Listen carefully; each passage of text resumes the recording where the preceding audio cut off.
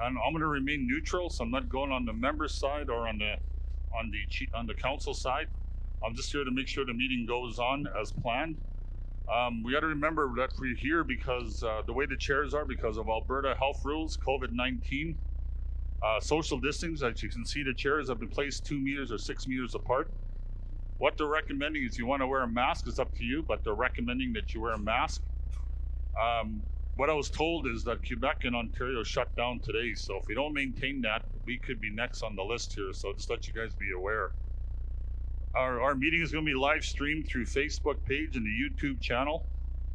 So those the people that are watching or looking on the Facebook channel or on the YouTube channel, please put your questions on the Facebook page or the YouTube channel. One of the organizers or the guys that are taking care of the technology will have the questions. Please state your name and the name of the question. And when we go to the floor, I'll kindly ask for the record that you state your name before you make a comment or state anything you want to say, question or concern, anything you want to address to the chief and council.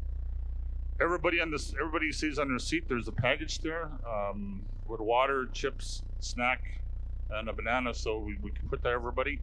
So I want to review the agenda. Well, everybody has a copy of the agenda in front of them, I hope. We're going to start with the audited financial statements. Kevin Hamel from Ernst & Young will do the financial statement presentation. We're going to carry on to the hotel name change. Maria Michuis, who's a hotel board member. Going to do the Casino Dene presentation. Marie Michuis, casino board member. We're going to talk about the casino renovations. Councillor George Machadas. The Primrose Lake Trust and Education Trust. Councillor Gina Russell will talk about that. The Cows and Plows Haylands Claim. Councillor Kelsey Jacko. Membership Code. Councillor Bernice Marshall. Capital Projects Chief Roger Martin. I was told that as we go through each of the items, let's keep the comments to the items that were being addressed right now. There'll be an open floor after the presentation to any other concerns or any other questions the members may have. With that, I'm going to pass it on to Kevin Hamel, Ernst & Young, do the audited financial statements.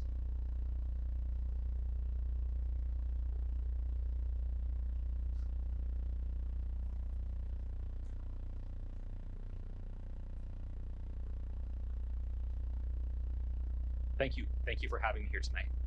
I was just talking earlier, I was chatting with someone here, I made the comment that this is my 15th year doing this presentation at Cold Lake First Nations, so I've been doing this for quite a while. So if we can just advance the slide.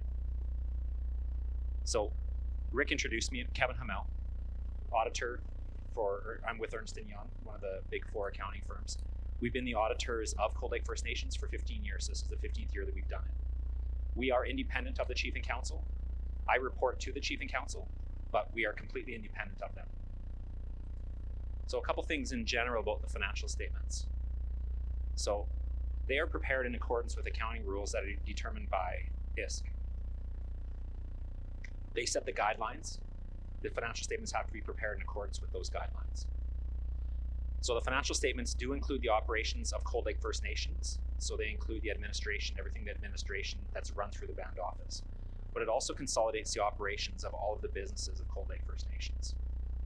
So everything that Cold Lake First Nations owns is all included in that financial statement. So the responsibility for preparing the financial statements is actually its responsibility of management. So Cold Lake First Nations prepares the financial statement. We do a number of different auditing procedures. As a result of those procedures, we determine our opinion, so our audit opinion on the financial statements. And this year, we have a qualified audit opinion on the 2020 financial statements. And there's a qualification on the business entities. So rationale for it is because of COVID, it's restricted the amount of work that we're able to do. There's a couple of businesses where we don't do the work on it anymore. It was my suggestion to Chief and Council that that money that would be spent for us to do that additional work is better spent on other things for the nation. And so they agreed with that. So that's the reason why it's a qualified opinion. But one of the key things to understand is the majority of the financial statements reports the results of administration. We have an unqualified opinion on that. There's no qualification with anything to do with that. Okay, next slide. Those numbers are hard to read. I'm having a hard time reading while I'm standing here. So, okay, I'm going to walk you through the results of operations. So, high level. 2020, there was $31.8 million in revenue for administration. That's only administration's revenue. So there's a slide here in a little bit that'll go through all of the different things that make up that number. There's revenues carried forward. The accounting rules dictate that you receive money for an intended purpose. If it hasn't been spent by year end, you carry that amount forward. This year, there was $4.4 million that wasn't spent for the intended purpose. So it gets carried forward into fiscal 21, where the money will be spent. Total expenses, $22.8 million, which shows, so from program activity, from the programs delivered by the nation, there's a surplus of $4.5 million. Now, I want to explain that number because it's a difficult one to understand. That doesn't mean there's $4.5 million sitting in the bank that hasn't been spent that is available for other program operations. Accounting rules, I don't have, if you guys wanted me to come out for 2 weeks, I could explain accounting rules to you. I don't think we have that for tonight, so I'm going to explain to you high level. I'm going to give you an example of why there's a surplus. If the nation receives, I'm just going to give you a fictitious example. The nation receives $1 million for housing, for example, and builds the houses. Accounting rules dictate the $1 million comes in as revenue, but you don't expense $1 million, even though you've spent it. Those assets get depreciated over their useful lives. So what you see, 2020, we got a surplus of $4.5 million versus a surplus of $5 million in 2019. That's expected. What I can tell you is this. On an operational perspective, from a cash flow perspective, so we look at all the different programs, the revenues that they receive, the money that they spend. The programs are operating within their budgets. We didn't identify any issues from that perspective. So even though the financial statement shows a surplus of $4.5 million, that doesn't mean that there's 4.5 that's unspent, that's unaccounted for, that is free to do other things with. Okay, we'll go to the next slide. This slide breaks down where the different revenue sources are. So the biggest revenue source in 2020, government agencies. So there's ISC, there's FINIB, there's Government of Alberta, there's HRSDC, which is Human Resource Skills Development Canada, as well as CMHC. That's 60.1% of the total revenues. And that number is up significantly from prior years. A few years ago when I did this presentation, that percentage was about 40%. But there's a couple of really big revenues that are in there from ISC. One of them is, over the last few years, has been about $5 million received for the water systems. That money hasn't been spent. Remember earlier I talked about $4.4 million being carried forward? That's a big, big chunk of that. So that's one-time funding. That's not ongoing program funding. It's not money that is available for other programs. It's for a specific purpose. And then there's own source revenue. So various different types. The biggest chunk of it comes from the casino. So the casino, there's two different types of revenue. One is called First Nations Development Fund, and the other one is from the Denizeti Society. Those two add up to about $5.8 million. The next biggest revenue source is donations. And what's in donations? The biggest chunk of that is IBA money, and then other various donations. And then in fiscal 20, the Chief and Council withdrew $180,000 from the trust funds, from the revenue and capital trust funds. Then there's a few other revenue sources. Individually, they don't add up to larger than 180, but when you put them all together, they add up to $1.6 million. So total own source revenue, so that's Cold Lake First Nation's own revenue that it generates, was 39.9% versus 45.3% in the prior year. Okay, we'll move forward one more slide. This slide breaks down the expenditures of administration by type. Now, by far the largest expenditure, year after year, I've done a lot of Aboriginal auditing. This is exactly what we typically see is the biggest expenditure is salaries and subcontractors. This year that amounted to 43.7% of the total expenditures. Consultants and advisors, professional fees, things like that, other consultants, external consultants, $1.8 million. Amortization, which I talked about earlier, I used my example of the houses where they get depreciated over their useful life. It's a non-cash expenditure, $1.7 million. Allowances, the biggest thing that's in allowances are the payments through the social program, $1.5 million. Materials, repairs, various supplies, $1.2 million. Then there's a whole bunch of other different line items, program delivery expenses being one of the major ones that doesn't fit into any of these other categories. That adds up to about $6.5 million. So again, the largest item, salaries, subcontractors, expected. That's what we expect to see in government organizations such as this. So flip to the next one. Okay, the trust funds. These are the Ottawa trust funds. This is not Primrose Lake Trust. This is not Education Trust. These are the Ottawa trust funds. So they started off the year with a balance of $1.8 million. The total revenue in them during the year was $940,000, and $180 was used. The Chief and Council withdrew $180 for operations. So the balance, and this is at March 31st, was $2.5 million. So I mentioned that $180,000 was withdrawn from the trust during the year. That was used to repay some debt. There was only one withdrawal. It was used for one purpose, and that's what it was. Next slide. Okay, major capital additions. Biggest additions during the year was the housing buildings. There was some new construction and there was some upgrades. It was about $4.2 million spent during the year. Road upgrades. There was a road project that had started in the last fiscal year. It finished in fiscal 20. That was about $658. There was also some of the, I mentioned earlier, there was some money received for water systems. Some of that money was spent in fiscal 20 as well. And then some equipment and automotive additions, various furniture, trucks, equipment, $617,000. So total asset additions, about $5.5 million in the fiscal year. Okay, and then the next slide. That's all that I have for this presentation. I try to keep it as high level as I can, not go into too many of the details because it gets a little muddy. What I would encourage you to do is this information, the audited financial statements, the schedule of Chief and Council salaries and honoraria, that information is publicly available. If you go onto Indian Affairs website, that information will be posted there. It's not up as of right now, but it will be posted up there. The details are there. The financial statement is a 25-page document, which has all of this information that I just went through with you. It also has about 18 pages of required note disclosures. The information is there. You'll see that our audit opinion is on that. Again, you'll see our letterhead. It's our report. Our signature is on it, which that's the only thing that we control. We don't control the financial statements. We control what our audit opinion is. With that, questions?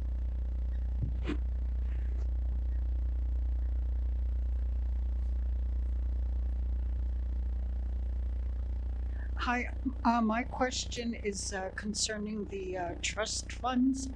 I'm not clear as to what that is all about. So can you explain how a trust fund works and who it's held in trust for? As band members, is it held in trust for us or whom? Yes. So I believe the term you would understand might be, is it Indian monies? It's Indian trust? No? Okay, so where it comes from is it comes from oil and gas royalties is most of it. So there's two types of trust funds. They call it capital trust and revenue trust. So the revenue trust comes from oil and gas leases. So there's monies that are paid for rent of the land for oil and gas activity that happens. And the capital trust comes from the royalties from the sale of oil and gas natural reserves that are part of the nations. And they are held in trust for the members of the nation. So those monies are actually held by the government of Canada. The Chief and Council are required to apply to take those monies out. There's certain things that they can be used for. They have to make an application, it gets approved, and then it gets withdrawn from those trust funds. Various things. Various as specifically, like, I'm totally unclear about this whole trust fund concept. And who initiated it? How did it come about? Like, I've heard about the Primrose Lake Trust Fund. Yeah. But Yeah. these other entities, I'm clueless on it. And it's held in trust on behalf of us, and the government of Canada is involved in Chief and Council. I don't understand the structure or who makes decisions Sure. on my behalf. Okay, I'll try to answer that as best I can. I'm not an expert in trust funds. I don't know all the rules off the top of my head. These are monies that are administered by the government of Canada on behalf of Cold Lake First Nations. So Indian Affairs is the one who negotiates the oil and gas leases They're the ones that control. The cash actually gets received by the federal government. They then invest it, and then the chief and council apply to withdraw the money, to use that money for whatever the intended purpose is. Get more information on that to understand it better. The chief and council could get information on that for you. Yeah, and it's completely separate from you mentioned, you brought up Primrose Lake Trust. It's completely separate from that. This is not Primrose Lake Trust. This is Capital and Revenue Trust is what they're called.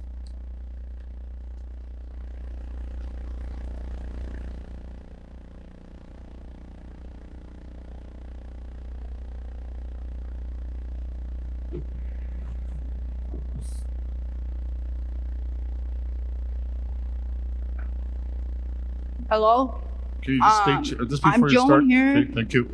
from the First Nations. I understand we get so much money for trust funds and everything. How come we don't get pipe water? The towns gets pipe water right around us. Bonneville, St. Paul, Grand Center, Cold Lake, all got running water. How come us were still in the poverty business here? I don't understand this business here. There's housing. Kids are crying. People got no homes. Evicted in Edmonton. And all this money is just sitting there? What is going on with the chief and councils? You know, this is so embarrassment. This is a pure embarrassment situation which we are in with this virus. Since April, it started. Did one chief or councillor come to see me and say, how are you and do you have food in your fridge? No. Not one person except for Kelsey helps me here. You know, I draw widow's pension. It's not enough. I keep my grandchildren. My grandchildren are schizophrenic, bipolar. They don't answer child and welfare. Nothing is done for the people here. This is why I'm here. The Edmonton people are got no homes. The babies are crying. No food. All they get is a little, family community support services, $100 or $70. We had to buy Pampers from the store from Sobeys. Did you know how embarrassment did I feel when I went to that store with $70 and there was about how many items on that little card? I walked out crying. They didn't fix nothing. They don't go for emergency plans. No generators for the homes to keep the house warm in the wintertime if the power go out, if the power grid goes out here. No, they don't look at things like that. They look in their pockets. Go by with their nice vehicles while people are hungry and homeless. You know, I come to this, all these agendas. I listen to the news every day. I sit at home. You know, when can anybody help me here for gas? $20. Nobody. You know, we got all this damn money in a trust fund and people are starving. It's embarrassment. You guys should all damn resign. That's what I mean. I'm so upset. What the school situation? Do we have cultural camps? No. They have cultural camps to pay their own people. They don't bring me fish. They don't bring me moose meat. Nothing. You know, no organizational skills in this reserve. I'm sorry to say, but this is what I mean. We need help for the homeless people. The homeless, my grandkids are homeless. They're being evicted as of today in Edmonton. Where are they going to go? In a tent? I feel like phoning the APTN, the news worldwide, and see how our situation is here is on this reserve. We are supposed to be the richest people on this earth, but no. There is no funds for nothing. When I go to the band office, I beg for a little $20, but I never go to the band office again because I don't depend on this chief and council because they're embarrassment to our people. The elders are supposed to be number one priority. The children are supposed to be number one priority. No, nothing. I get phone calls. What can I do? You know, it's so upsetting. And I'm a widow. I got lots of grandchildren. No homes. They have 2, 3, 4 homes. Even the married men, they get divorced. Their wives get a new home. You know, married people, divorced people. People from here are getting new trailers. They're not even from here. They get jobs. They're not even from here. You know, if I went to another reserve, would they give me a permanent job? I don't think so. They'll chase me out. Thank you very much.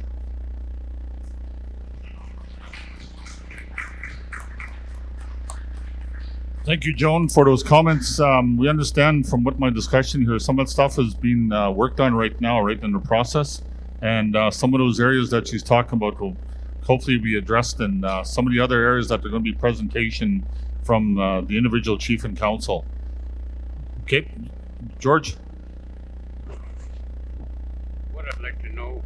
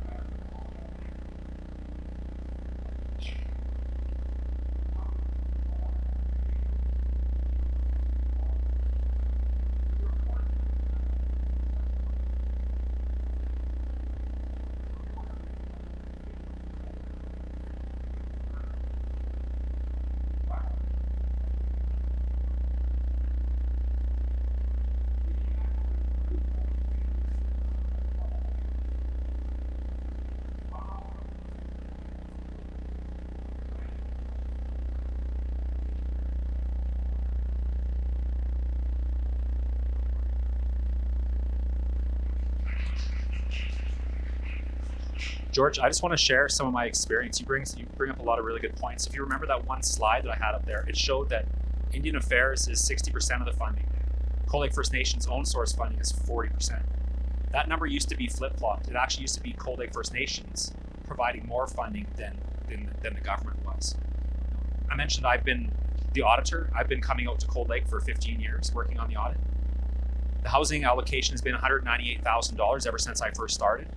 And I remember one of my first discussions, Maria was the finance officer at the time. And it's been $198,000 since anybody can remember. So I mean, you made the one comment you made is Cold Lake First Nations does have your trust. Your trusts have been able to help to do these things, but it's not sustainable. You're right. How long does Cold Lake First Nations have to sustain and pay for the balance of those services?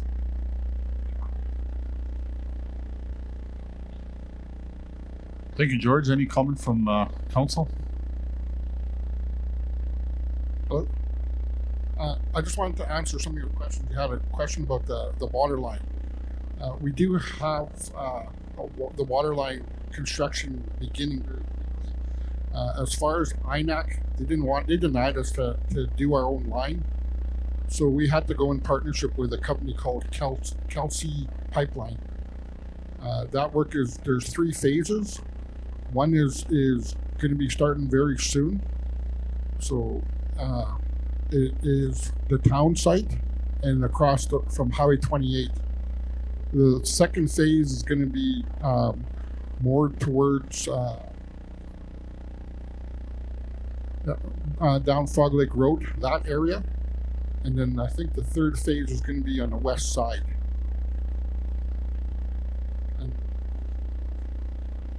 And English Bay is going to be the last one, the phase 4. Thank you, George.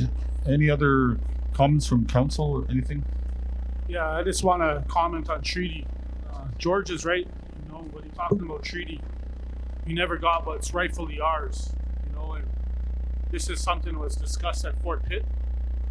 You know, and resolution there came to have another meeting to talk about unification amongst Treaty 6, the 66 bands. Talk about that, you know, because treaty is still alive, you know, and we shouldn't be beggars in our own lands. And it's not right that we're subsidizing our medicine from our medicine chest. So, you know, that's why we're trying to come together, to unify, to fight the bigger battle with the government. And this water line, it really bugs me, you know, because we are a part of the commission, and every time we disagreed on something, we're always outvoted. You know, and it's still a battle. I'm not agreeing with their science when it comes to our water, you know, because their science ain't absolute. But, you know, with future infrastructure, the water line has to be included, and it's going to go right through our reserves, and if we can utilize that, that would be great. Okay, thank you, Kelsey. Some of those comments, I think, are going to be addressed on the capital projects, right? Yep, so can we hold those to the capital projects and they'll address them? We're dealing with the financial statements. Any comments on the financial statements? To state your name and question. Wait, there's in the back there. She had her hand up. Before we move on to the next item on the agenda, dealing with the financial statements.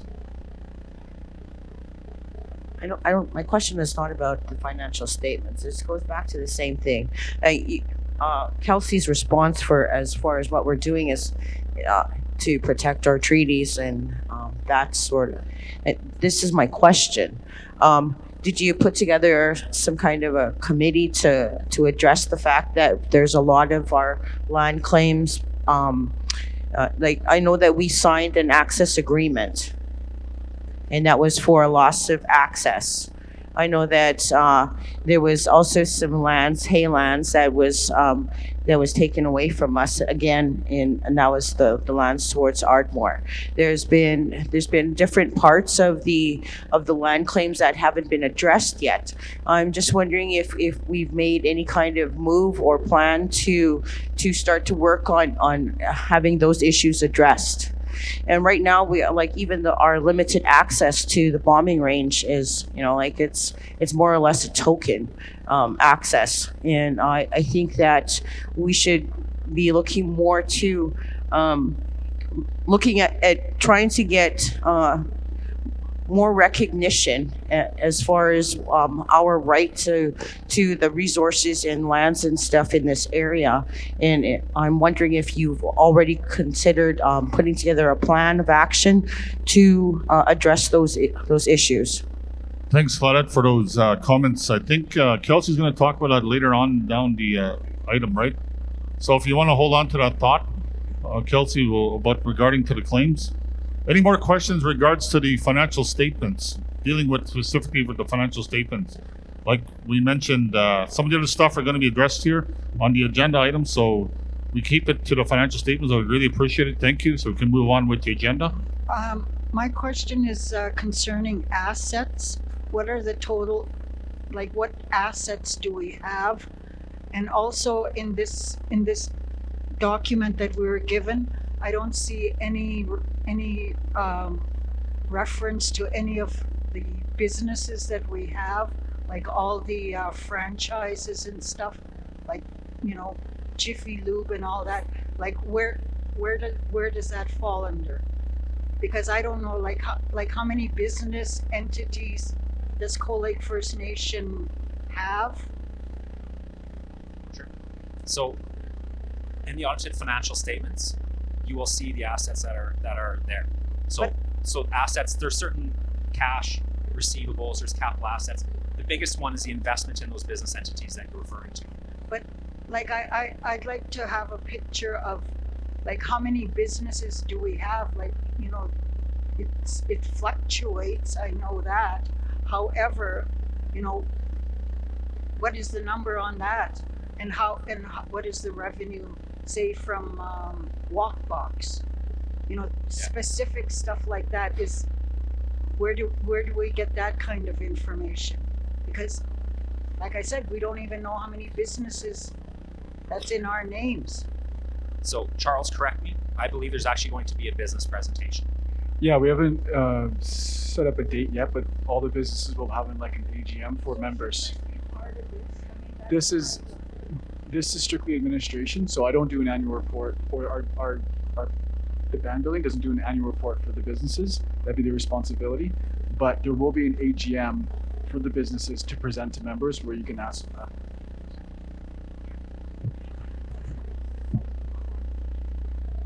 So there's going to be an AGM at a later date then, in time, and there'll be a notification to the members. Just a couple more questions before we move on to our next agenda item. Any other questions?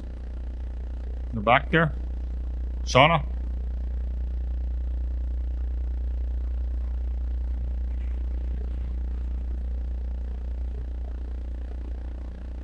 Shauna, go ahead. I just have a quick question about insurance.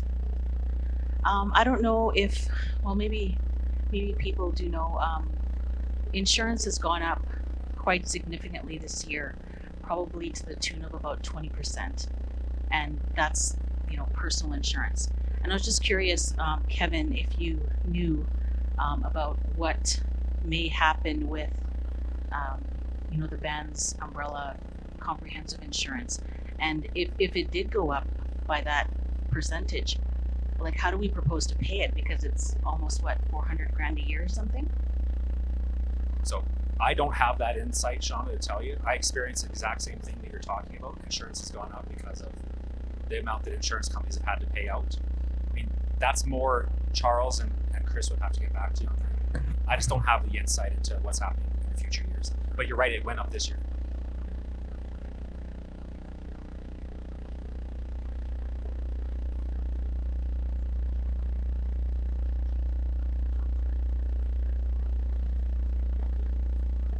Hey, we got a question back here real quick. Yeah, just give me a second to just discuss on this issue.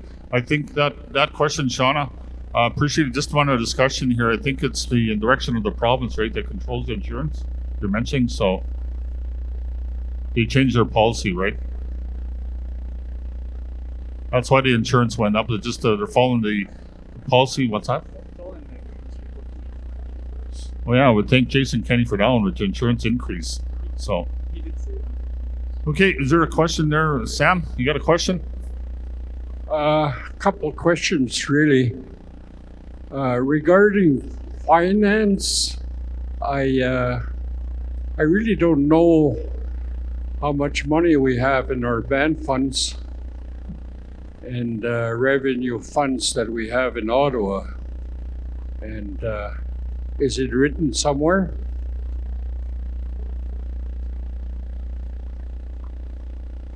It is in the financial statement, but keep in mind the financial statement is a snapshot at a point in time. So this financial statement is from March 31st.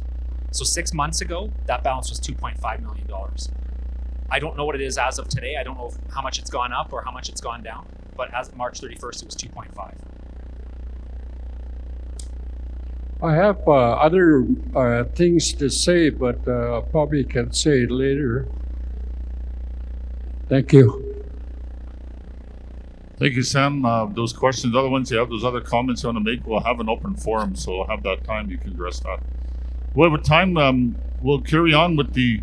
If you can hold that thought there, Joan, your comments, if you don't mind, we'll have an open forum at the end. We want to carry on with the agenda items, okay, if you don't mind.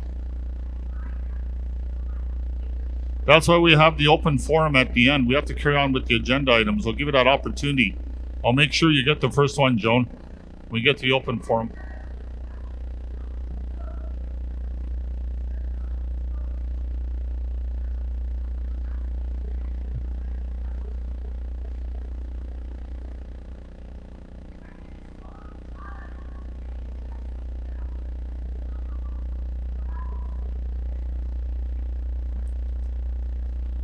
Want to comment on that? Or just quickly comment before we carry on? Yeah, that's something we looked at through Seven Lakes to supply with wood stoves for our elders, for our homes. So that's one thing that we're looking at. As part of that business of Seven Lakes, they should contribute back. We got wood over here at the sawmill already. Jeez. You guys, okay. Well, let's carry on here because we kind of stick on the item. We got a few items to remember here. Once again, just keep those. If anybody has any comments, we have an open forum at the end, so give that opportunity for anybody to make any other comments on any other issues. Once again, thanks there, Kevin, for the presentation on financial audited statements. And the book is handed out, right? And it's on the Indigenous Service Canada website. Okay, maybe you just want to explain where to get that for the closing comments. Sure. What I'll do is I will send a link to Charles as to where to find it on the Indian Affairs website. If you Google it, you can find it, Cold Lake First Nations Audited Financial Statements. You should be able to get directed to it, but I'll send a link to Charles directly to it so you can just ask him and he'll get it for you. Okay, thanks, Kevin, for that presentation. Thank you. We'll carry on to our next agenda item, the hotel name change. Marie Mitchell, hotel board member. So the Casino Dene, we have had the casino now for 13 years, and it has been really instrumental in what the nation has been able to do. It's provided millions, hundreds of millions back to the community in contributions through First Nation Development Fund, through contributions through society. And I think by having this on our reserve, it's been something that's really taking us to the next level. I have been working with the casinos in operations for the last 7 years, so I really understand some of the revenues and how it flows through. If you were to look at the pie chart on the right, that's the allocation of monies that the nation gets. So you see the blue, there's 15% that comes from the society, 15% that comes from Casino Dene, and 30% that comes from First Nation Development Fund. There's an additional 10% that goes to non-host First Nations. So any of the First Nations in Alberta that do not have casinos on their nation, they receive 10% of the monies that are generated from Casino Dene. And then 30% goes to Alberta gaming revenue. So AGLC is the ones who bring the machines in, who look after them, and make sure that we're compliant as far as a casino goes in the province of Alberta. If you're to look on the other pie chart, you'll see that off-reserve casinos are a whole lot different. So the operator, Casino Dene is the operator. So the operator, whatever facility that is, gets 15%. 15% goes to a designated charity, and then AGLC Alberta receives 70%. So you can see how the two different structures are, how they vary, and how beneficial having our own host nation have a casino is to the community, because 60% of all revenues generated through the casino come back to our community. Switch slides.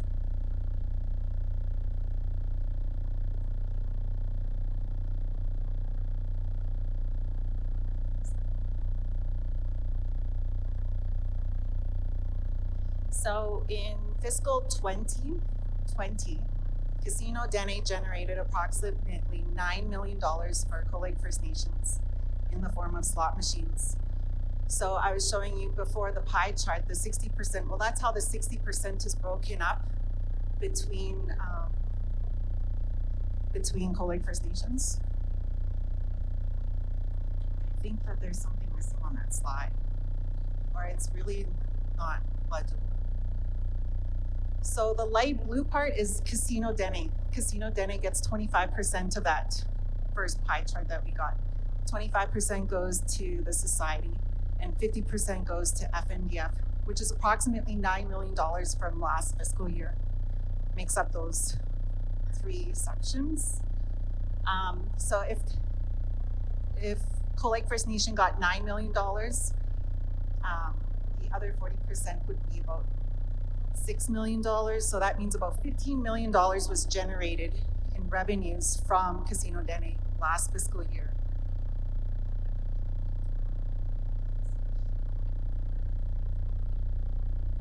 So Casino Dene revenues for Cold Lake First Nation for table games, 75% of table game hold goes to Casino Dene, and 25% of the table games hold goes to the society. So 100% of all table game revenues stays at the nation. In fiscal 2020, Casino Dene received approximately $420,000 from table games, and the society received approximately $140,000. So due to COVID, the casino had to shut its doors mid-March, at which time we had to lay off 60 some employees, and the society had to lay off a lot of employees as well. And we recently opened back up 3 months later in July, and we've been doing really excellently as far as revenues go. I think everybody was pretty excited to be able to come back to Casino Dene, and we've done our best to make sure it was safe for everybody to come back and have their fun. The table games were allowed to be reintroduced to the casinos in September, and since September 16th, we've also been doing excellent at the table games. And so, we've put in place there, again, many measures. And then there's been some new games that have also been introduced. As of tomorrow, we are also making mandatory the usage of masks when they're in the facility. Before it was, up to the patron whether or not they wanted to. But I think to be diligent about the safety of our community and our patrons and our staff, that was a measure that we were thinking is in the best interest of everybody.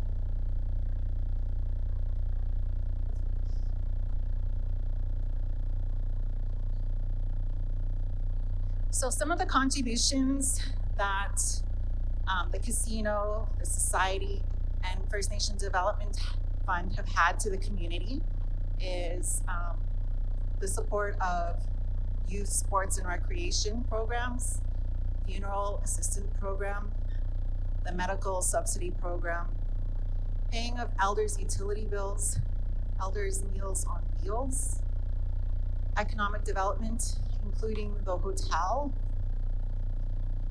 personnel costs for Cold Lake First Nation operations, such as English Bay Community Center, language and culture, and some education positions, some housing payments.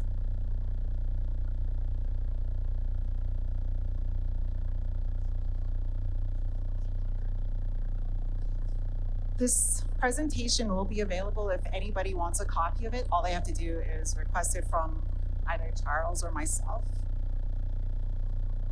And one additional that I was just given earlier today is that the Deneteri Society is seeking a candidate for a general manager advisor. It's a 4 to 6 month temporary position. The individual would just have to pass some certain requirements, it's a 4 on 8 off position, and we really would like to have a band member come forward who's interested and contact Gail.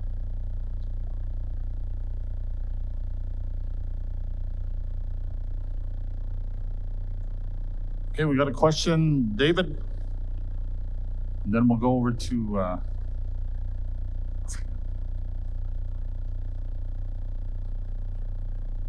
Cheryl and then Shauna. Okay, David, Cheryl, and Shauna.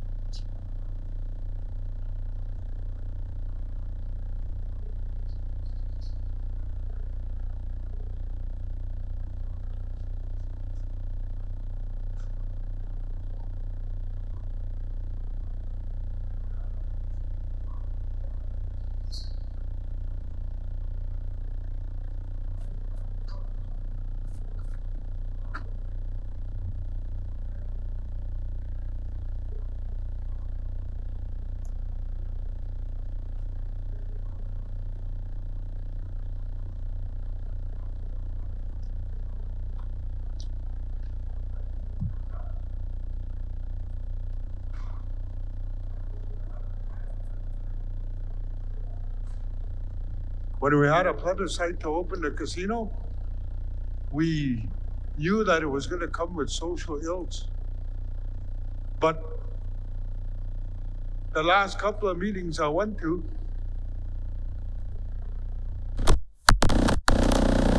the council, we have a casino, yes, it looks good. But in the harsh reality of it, in the community here, we have only a couple of workers. A job like that can lead to burnout. Sure, it's creating money. Even gambling is an issue, but that very sensitive topic issue, and this money could be used. Even the simple part of even giving some to have a food bank. But when you talk about yes, numbers, money, is COVID, all this. Myself, in a kind way, I'll say it in a good way. I know people have their opinion, but in a good way, when you talk about the all the businesses, entities we have in the community, yes, good. But when it comes to the plague, like a drug epidemic here in the community, everybody just goes quiet. Nobody doesn't know what to say. Look at our young people, young ones, even high-speed chases happening. And this money here that from the casino, you know, we can use it to help our people. You know, even the part of even getting drugs in the drugstore. Some people said that it affects our thought of even the medicine chest clause. You talk about treaty, you talk about that, take a real good thinking of the medicine chest clause. I have one concern when it comes to things like this about the idea of implementing a mask. You know, sure, it's safe, but there's some people that have breathing problems. You guys got to look at that too. I don't even go to support a local charity in town because it's mandatory to wear a mask. If I died because of sickness, yes, good. I'm a diabetic, you know. That's a concern. But at the same time, if you board members could remember that you even try to help get some more workers in the community here, not just nod your head and say, yeah, this is a real big concern. You council members, you don't even know our community's plagued. It's sad. You know, like you talk about having all this money and all that, but get some money aside and help our community. Let's fight this situation. It's worse than COVID, what's happening in the community. Some of our young people, they look pitiful. Me, I lose weight because of my sickness. People ask me, how come I'm sick, skinny? But on the same token, I want you to know, Casino Dene, yes, you're doing a good job, but at the same time, the board of directors or your councilors, your chief, you know, get the output out there to get the monies, because it seems like it's not going anywhere. We're not seeing anything, progress. You know, if you have to nitpick at people and all that, you know, this is a serious thing happening. So I like to see some sort of monies go towards enhancing the addictions program, you know, in as far as mental health capacity too. So thanks. Thank you, David, for those comments. I think we'll address those social issues on an open forum towards the end. Okay, thanks, David. Go on to Cheryl. Cheryl had her hand. You okay, Cheryl? Hi, I just had a question about the contributions to our community. Where is it that we are paying for legal fees? I know from our lottery fund, we do pay a lot of legal fees. Is this also one of the things that we're paying for? So you didn't include it here, but that's one of the things that's included? I got this presentation at 1 o'clock in the morning. Okay. And yes, that is definitely one of the things that we do pay for. As I understand, it's one of the biggest costs to our casino is our legal fees. And I'd like to address the council. Is this something that we're going to be looking to decrease over the years with every term, that we're not paying lawyers where the money could be going to the things that are more needed in our community? We need a youth facility. We need more things to address, like David said, addictions, mental health. This building that we're in right now, this, with the money we paid to lawyers, we could have renovated this, could have been a really good youth center.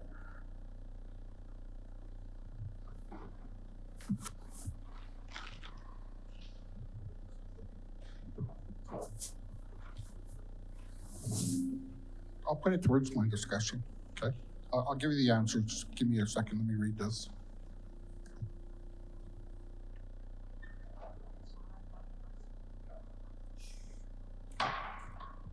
Okay, after George talks about this, we'll go to Shauna, and then we'll have to carry on with our next agenda item. So just to let you be aware. Thank you. Maria, I just have a couple of quick questions. They're really fast. So has the casino rehired every person they laid off in operations? That's number one. And number two, I'm just curious who was on the board.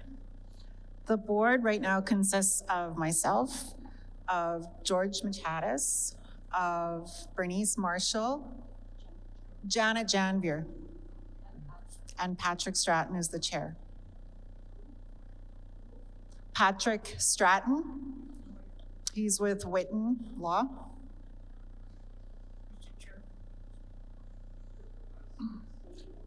And as far as rehiring, yes, every single person who had been laid off has been approached, from my understanding, if the position was there and is available, for them to come back and fill it. Well, that's not true, because I've worked at the casino for 10 years plus, and I was laid off and I haven't been recalled because I was told that there's not enough work. So if the position was not available, there's been certain sections of the facility that's been closed. There's also been a slow reopening of different stages with the casino, where at the beginning they opened 50% of the slot machines, and then they started to open more and more. And so based on the amount of work that was there, if the position was available, then they were recalled. And so it's definitely been done in stages. So I'm not too sure where they're at as far as needing the additional work, because there's still not 100% of the slot machines that are open. Okay. Okay, we'll make one more, Joyce, and then we'll carry on. And then George will make a comment back on Cheryl's question, and he's going to carry on to the casino renovations on the next item on our agenda. Joyce?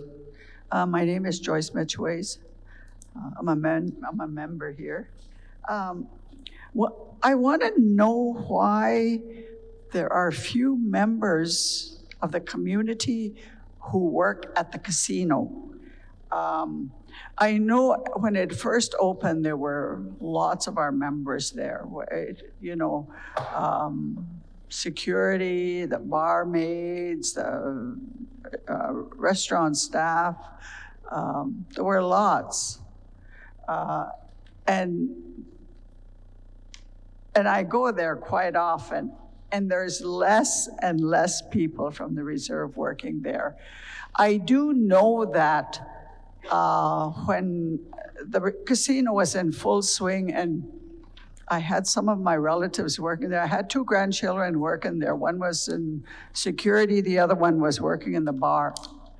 And she said, the supervisors made it so bad for us that we wanted to get the hell out. And they did. In fact, the ones that worked at security, he told the supervisor, you can go to hell and shove this job, I'm not coming back, and he didn't. And the bar, the one that worked at the bar, she left a few days later because it was the same. She said and I saw when it was so busy in the bar, and the supervisor of those that work in the bar is standing against the wall looking at them, where she could have been working at the till or helping at the till or something.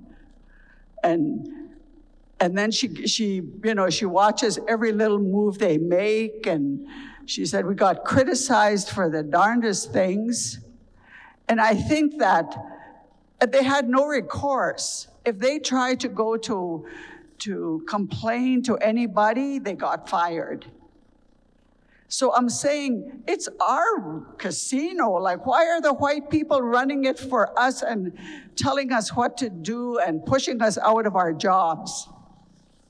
So Thank you. I started working at the casino in 2013. And I can definitely feel the frustration that your grandchildren had. And I really believe that good management comes from the top and works its way down. And if you have good managers, then you'll have amazing employees. And, you know, I ended up leaving the casino because I found different opportunities and because I felt like I wasn't being supported by the top. And that comes from a really sad structure when your own band members don't feel supported by their own entity. Now, sitting on a board with the individuals that I'm sitting with, I find that we're very much more supportive of the staff, that we're definitely pushing for more Cold Lake First Nation employment rates, not only at the casino, but at every business that we have. And so, yeah, I definitely understand your frustration, but we're making changes. With all the layoffs that we've had, the employees that were laid off, they were very, very happy to be coming back to work because we're changing the environment. Who is the director? Do you mean? Or the general manager, whatever they is, the top person? So currently, the general manager is Katie Gildert, and she's been with the casino for 12 plus years. In the same position? No. She's worked in many different departments. She comes with a vast amount of casino experience. Okay, thank you. I just wanted to make a comment about our employees from Cold Lake First Nations. Because there are business entities, I always believe that we should be all getting paid more money. The money that the people work hard at, that's what generates all of that money, but then they're treated poorly by low wages. So I've been saying for the last year, increase the salaries to the people. Look at all the money they're generating, and they can't pay the people well? Doesn't make sense. Okay, thank you for those comments. Like what Maria said, right now there's a general manager advisor position open, right? And hopefully we can get a Cold Lake member in there. Yeah, and hopefully with those member in there, we can make some changes, right? Our recommendations. It's with the Casino Society, and so they work in the general, or the advisor would work in the cash cage through the society. Okay, thanks for our clarification. George?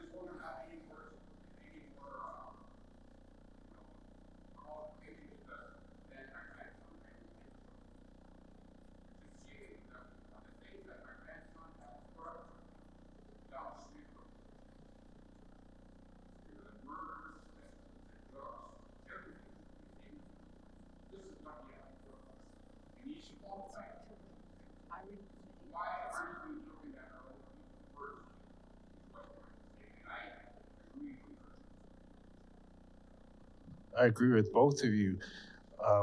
You know, there's a lack of awareness and a lack of people want to apply, they don't know how to go about it. Maybe they should have more workshops on how to apply for the jobs. What's the criteria? What are the people ask? Because I don't go there myself, but I'd heard about your grandson, and I was kind of shocked at why he wouldn't get the job. You know, to me, it's not acceptable to have all these people come in here. It was built for us when we don't even have a say to what's going on. The moment you raise your voice, well, you're micromanaging.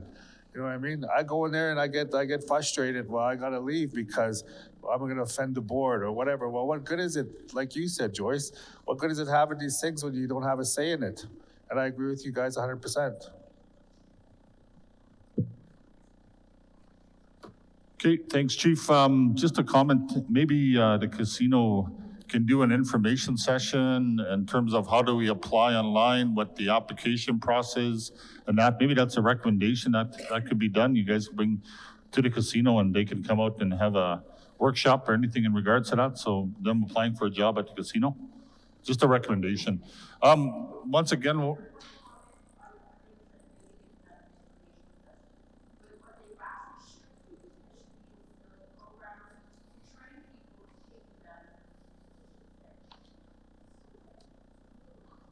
okay, thanks for the comment. I think it's noted by the council, so good. We're going to carry on for time constraints here. Next, thanks again, Maria, for doing the presentation on the hotel name change at the Casino Denny presentation. Next presenter is on the casino renovations. It's Councillor George Machadas. Evening. I just want to give Cheryl her answer for the casino about the lawyer you're saying. The lawyer was used mainly for all the contracting that was done on the casino. If there's extensive work done to the casino, so we needed a lawyer to make sure that the contracts were all in place and written up well, so that we didn't have liability. I don't know if that answers your question.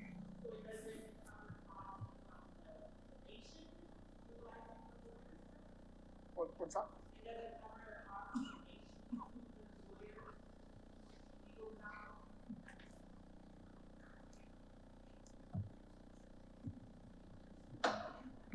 There have actually been applications made to the First Nation Development Fund for professional and legal fees. And I have not been a part and privy of any of those applications now for 7 years. But I know at some points they were very, very extensive. And that money is applied for by Cold Lake First Nations administration. It comes from the First Nation Development Fund, which is administered by Aboriginal Relations, and it comes directly into the nation's budget. Okay, I'm not going to go too much on this. I got my own writing, so I was going to give it to you so you don't take so much time of you tonight. We first started the renovations because in my second meeting in the board, it was brought to my attention by late Roxanne Perry that there's damages and repairs that were going on throughout the year. One of the biggest repairs was the floor slab. The floor slab was moving up and down, causing extensive renovations all throughout the year. So we had a kind of a board meeting, and we had decided in that board to approach the chief and council for a reno. We couldn't do it as a board. We needed the help from the chief and council. So we had two engineering reports, and we had one inspection report.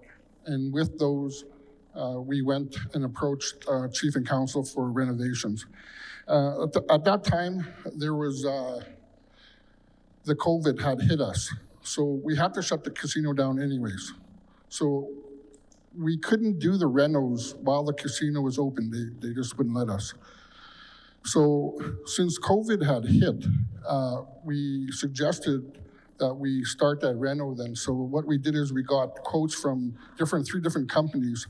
Carlson was one that got the contract, and with the schedule we had, we were able to start on the renos. There's 3 phases. One they did, I think it was in September. No, July, sorry. And I think it ended in September. And then phase 2 started, I think it was September till October. And then the 3rd phase is happening now with the Aurora. So what we did is that with the Aurora, it was an empty space. So what we did is they made a decision to utilize the Aurora. So what they did is they're gonna cut some of the bar space and kind of utilize it so it's in the center of the casino. So people weren't tripping over each other and stuff.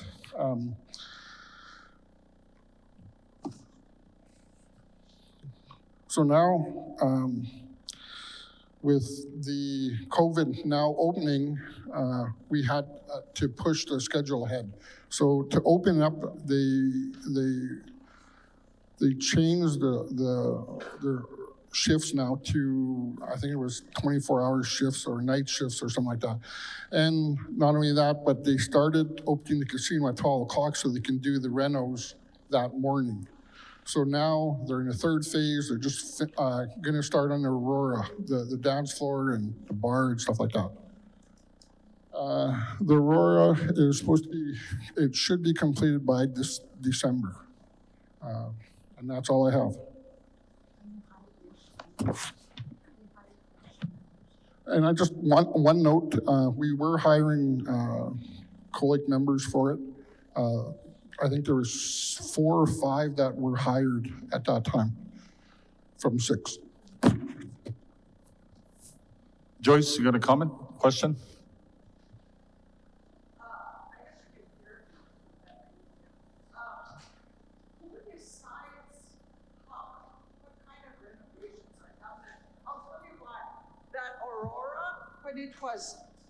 When it was finished, and it was a place where you could go and eat, okay? You go in there, and the opening from the door, the front door, is open all the way. And in the winter time, when they open those doors, that cold wind blows in there, in that area where you eat is very cold. And I think whoever decided not to put some kind of a wall there to prevent that cold air from coming in, I don't know where he was from, but anyway, that part of that building there should be some kind of a wall there, even if it's glass, because in the winter time it gets very cold in that area. So what had happened because the slab moving under the ground, the dirt is moved down. What had happened over time that the change of weather from spring to summer, the spring thaw, what happened is the ground moves and so did the slab. So that's why we have a gap from the doorways, from the walls. The walls are separated from the slab because there was a closed slab.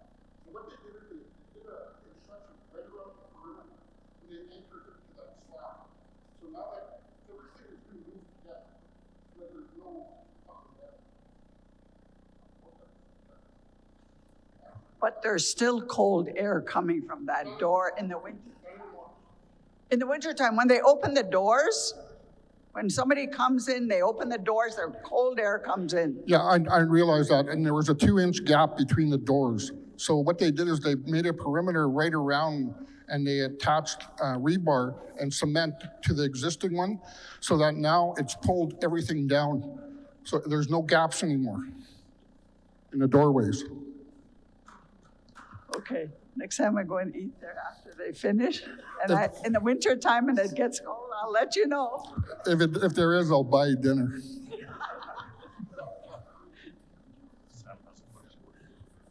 Sam, you have a question on the casino renovations?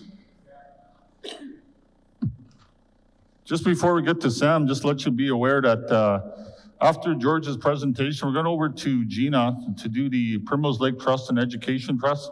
We'll take a 10-minute break after that, and we'll come back and finish up with the other agenda items.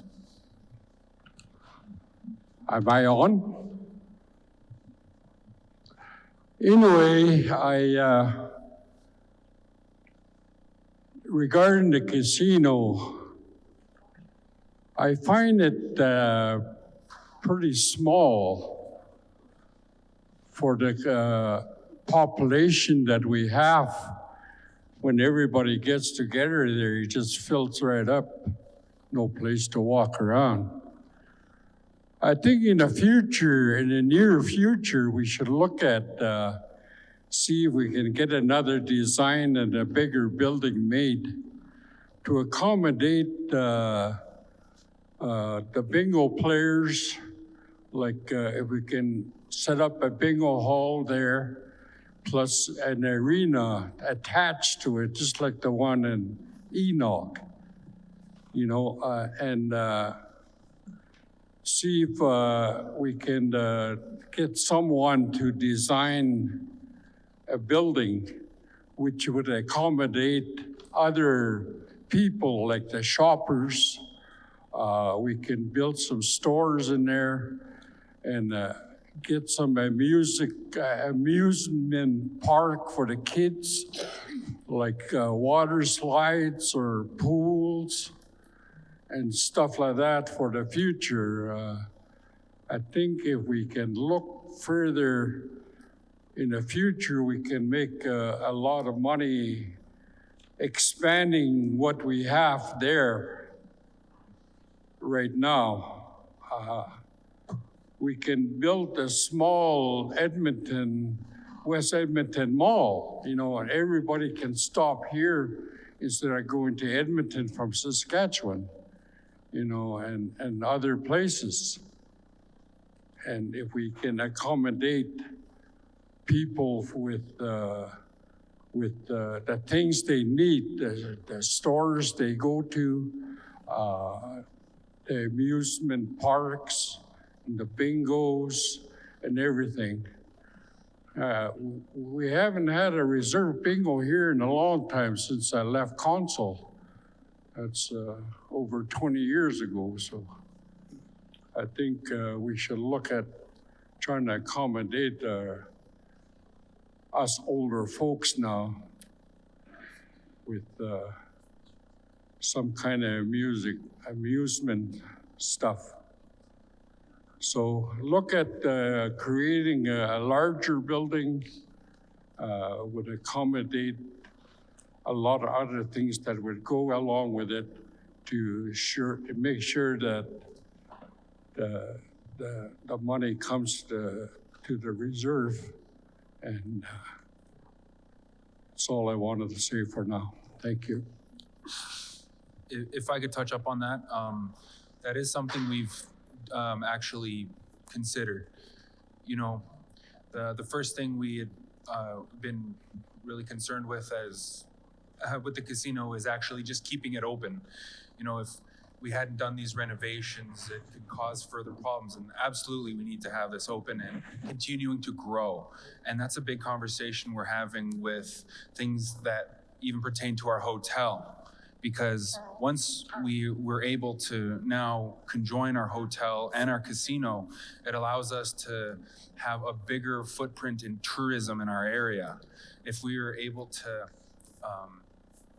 catch that and to gain traction, we can then grow our casino to the capacity it needs where we need it. Like you said, in bingo halls or any events, things like that, we do want to expand, absolutely. It would be great for us, yes. Okay, thanks for that comment. We have one more question, then we'll carry on to the next item on our agenda. Just state your name and the question, please. Thank you. Hi, Calvin Mitchoys. 2 questions. Going back to that casino fund. What does it make in a good year? That's come to about $560,000. in a half a year. So does it make 1.2, 1.3, those table games? The whole casino makes, I think, $2 million per year. Oh, well, you had it broken down there with table games and This is the gross slot amount, not machines. the net amount. Not what we get from the FNDF and the slot and table games. It makes $2 million total per year. And the other thing is fund to help people band members that have to care for a terminally ill parent or something. I had to watch my father and we got by, but we did have a fund in place before. $400 used to help out, but that fund got abused very badly. I'd like to see that fund reinstated because it was used as a slush fund for slap each other on the back, buddy type thing. And it just blew right up. And I know there's other people on the reserve with terminally ill looking after them that they could use this money because it's emotionally hard to watch a loved one die and to have to worry about money too. And that money was taken and abused for purely political purposes out here, which is wrong. So I'd like to see that fund reinstated. Calvin, I don't know what fund you're talking about. I never heard of that slush fund you're talking about.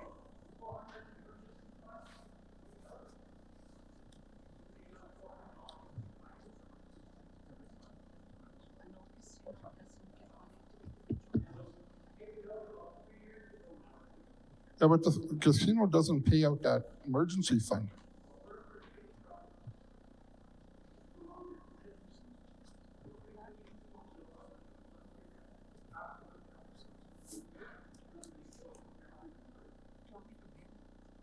Okay, I'll look into it. I've never heard about it before, Calvin, so let me look and I'll get back to you. Are you referring to the distress aid?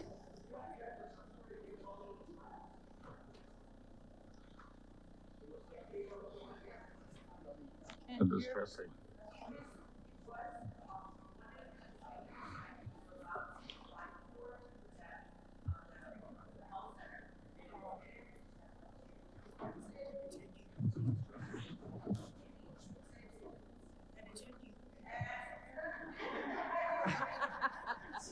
Calvin, are you talking about that medical subsidy program they used to have to look after elders?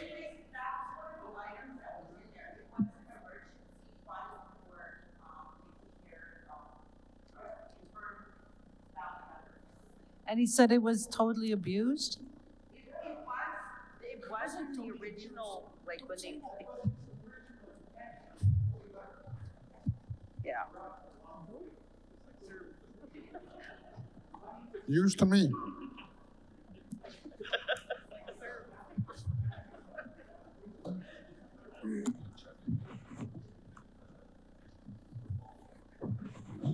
Like what George said, he'll follow up on it and get back to on what the status on that emergency fund that was set aside.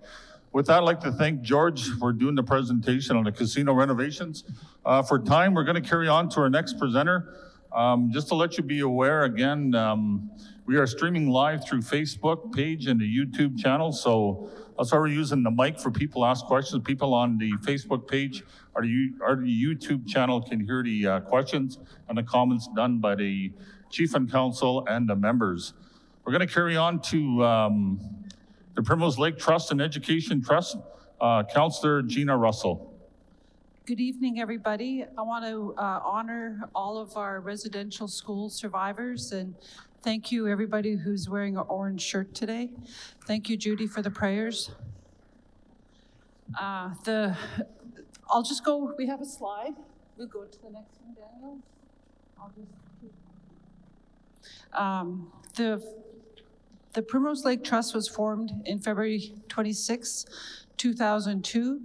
And there's a lot of, I like to see them as the people who made this happen, our past leadership, our elders, and some that are no longer with us, had played a huge role in us getting to where we are today.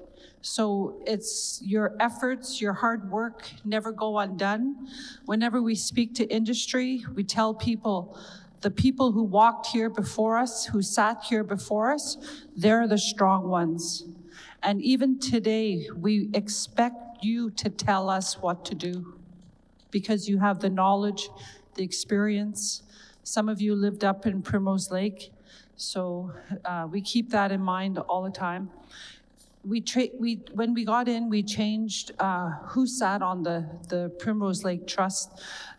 From its conception, it seemed to be the same people on, and so now there's Councillor George Machadas, Carrie Jaswinski, she's a Piche, and Patrick Staton, who is with Witten Law, and myself.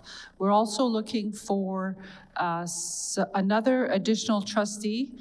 They have to be hopefully Indigenous from another nation, just to keep it balanced. These things were done before us, so we're just following it.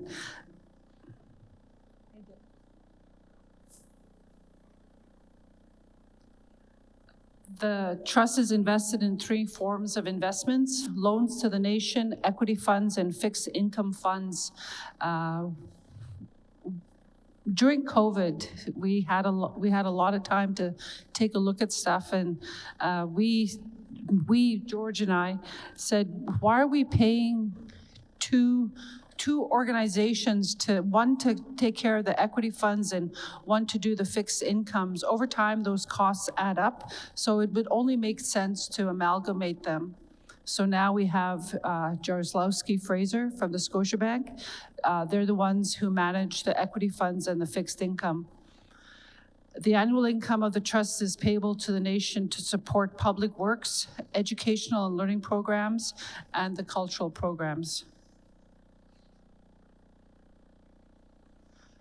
Summary of initiatives supported by the trust. The trust has made over 40 loans to the nation in support of economic development initiatives during its first 18 years of existence, including the Casino Dîner. In the 13 years of operation, the casino has generated $97 million plus for the nation through casino profit, FNDF and Casino Society funds, and has employed opportunities for approximately 75 individuals.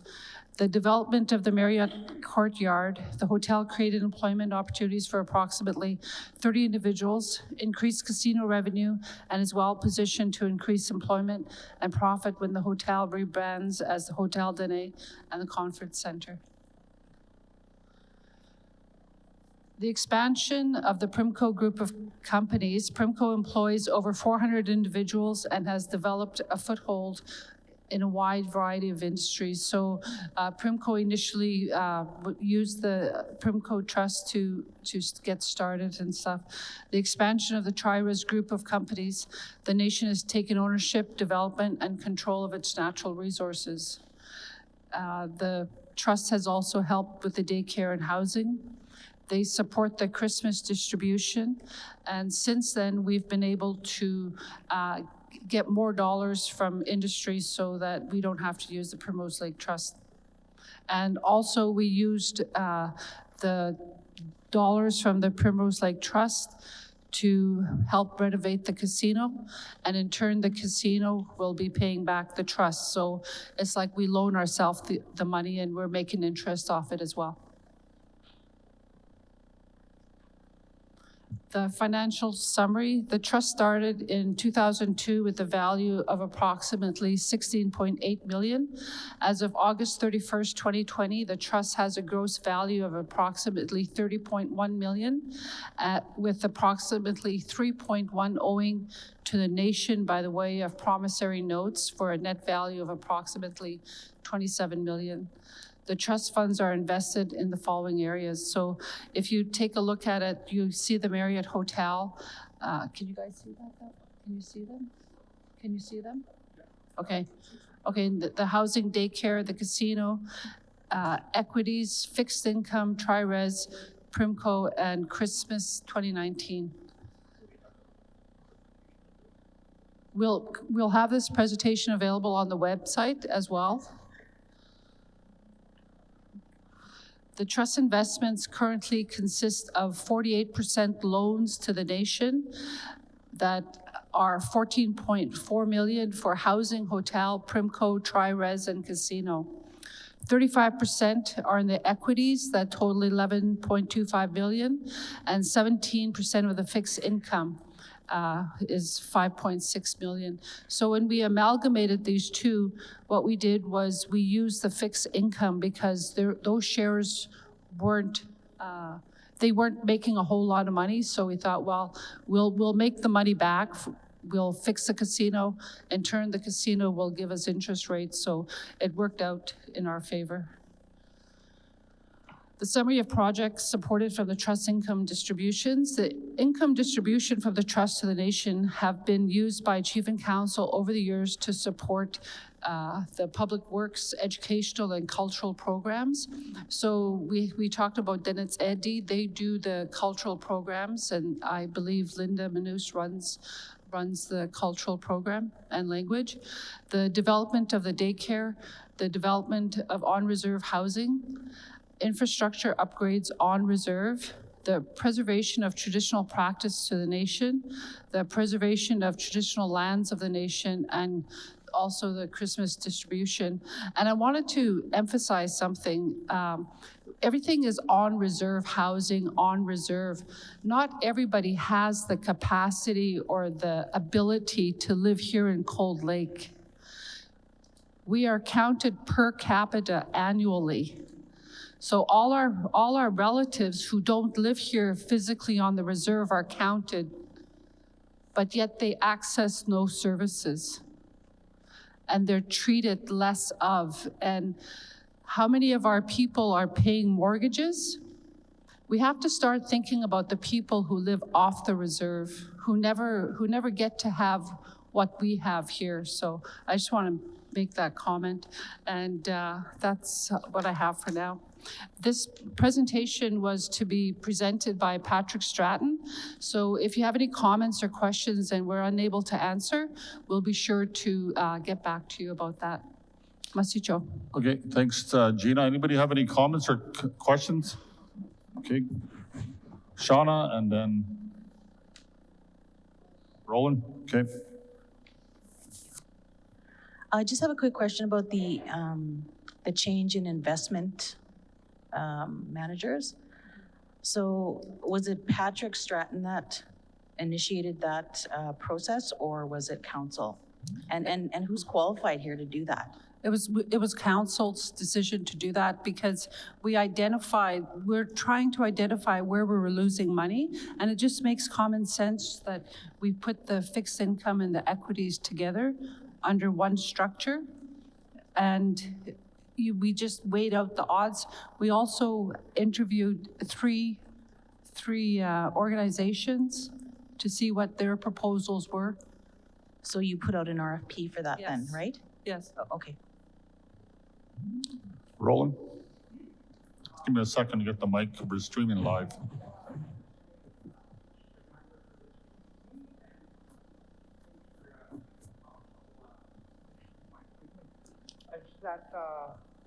My one concern was my driveway.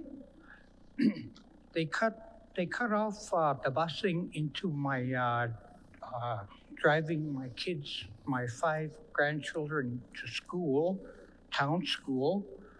So, and according to that, they couldn't do that. So I tried to put them in Lagos school. They accepted.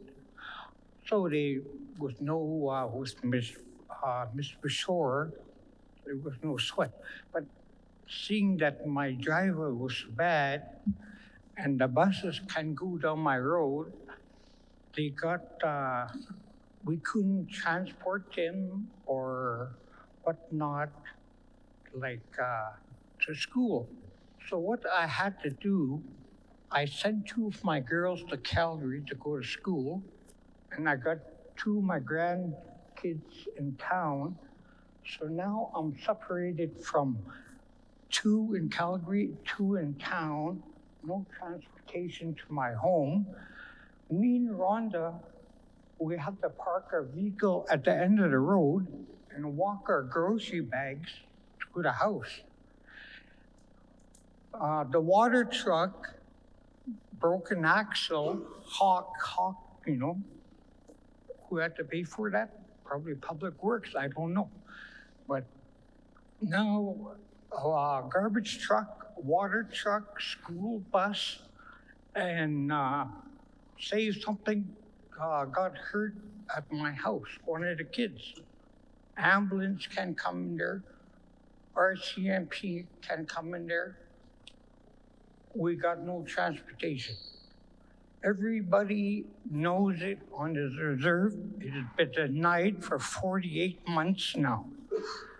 And we want something to happen. Like me and Rhonda, we've been struggling and we've been trying to go to work to provide for our children. Roland, can I just interject? We're talking about the roads. Can we wait till Roger talks about the infrastructure and we'll bring that I subject gotta up? leave right now. That's why I'm bringing this up now. Because we have some other presentations we have to do, so that's why we ask you if, I'll answer you real quick. it's up to you, go ahead. We did apply for some money. We did get it. So you're first on the list to get fixed. And we've known about your situation and we try to help over the overall summer, but with the record amount of rain we had in the spring, it was just, everything we did, it just didn't seem to work. So we do got the money and we do got the funds, so they're gonna start it right away. Yeah, I understand that. I'm not barking at nobody. I'm just saying that we're in distress state. We had to buy a room at the hotel by the casino. I asked for health fund, like just trade but nobody won't help me and Rhonda and my kids. And I just wanted somebody to show their hearts to us. Like, look, you go to my place, you gotta take a love boat right across my driveway. Gee, it's hard. Me and Rhonda, we have to walk down the road with rubber boots. My kids have to walk with rubber boots. Like, it's not my fault. It's not your guys' fault. Mother Nature, you know. Like you said, it rained lots, but it's nobody's fault. I'm just asking for simple help. Something that somebody can help us with. Like, I'm not crying out to you guys for stuff. I just need help for me and my family. Because now I got two of my grandchildren there, two of them in town. Like, it's lonesome because it's only me and Rhonda that stay at home. I don't have my kids with me because they can't stay with me. Kind of the road condition. And it's a heartbreaking when you don't have to live with your grandchildren or your children, kind of this episode, you know, like it's nobody's fault, Mother Nature, you know, rain, rain, rain. Now it's going to be snow, snow, snow. I don't know what next. I don't know what else to say. We gave up hope.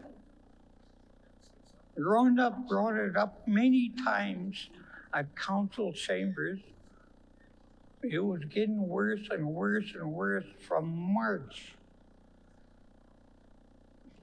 I brought it up, but I don't know, it's just like a deaf ear. I'm like, I don't know, but I'm not blaming nobody. It's just getting worse and we can't keep up with it. Like, Hawk broke his axles on his water truck because you can't get a water truck in there. I had three vehicles come down my road. They broke their tires, dismantled, bursted. And then they came, they brought 14 mats onto my driveway, which I heard it cost $1,000 per mat, and that was 14 mats, so $14,000. Okay, that $14,000 how many tires did that 14 mats punctured and broke? And the people that come visit me, they're asking me, well, we're not gonna visit you no more because you owe me a tire. Roland, You gotta bring me, you know. Roland, can I just interject? For the time's sake, maybe you can meet arrangements to talk to one of the counselors at the office and come and see them on a personal level. Is that okay? This is a bad meeting, and I'm Yes, expressing understand that. myself, Rick. Understand it. We got some So other I'm items. sorry, but We got don't- some other don't- items. We got some other items we have to discuss here that the council have to address. So if you don't mind that, that's from out of respect. Thank you, Rick. Thank you. Thank you, Chief and Council. Thank you. I knew Thanks, that was Roland. gonna happen. Okay. Okay, we're gonna take a 10-minute break here, so we'll come back. Right now it is 8 o'clock, 8:01. We'll come back about 10 after. So go have a cigarette, water, whatever. We'll come back at 8:10. Charles.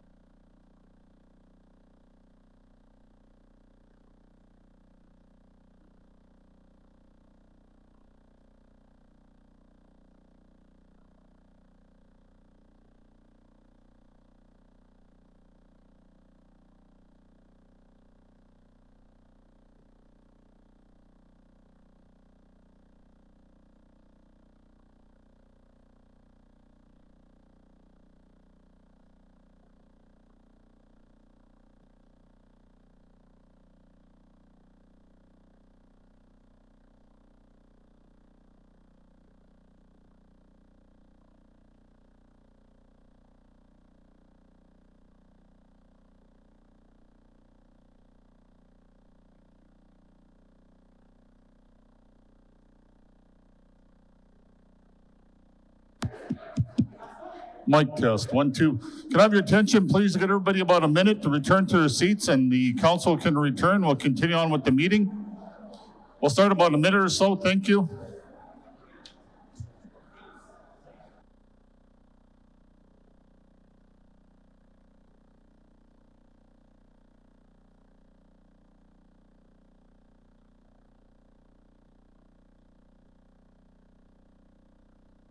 Is your mic on, Kelsey? Test, 1, 2. Check. Okay, just want to mention before we took a break here, we have a survey up front here, a mother's group survey.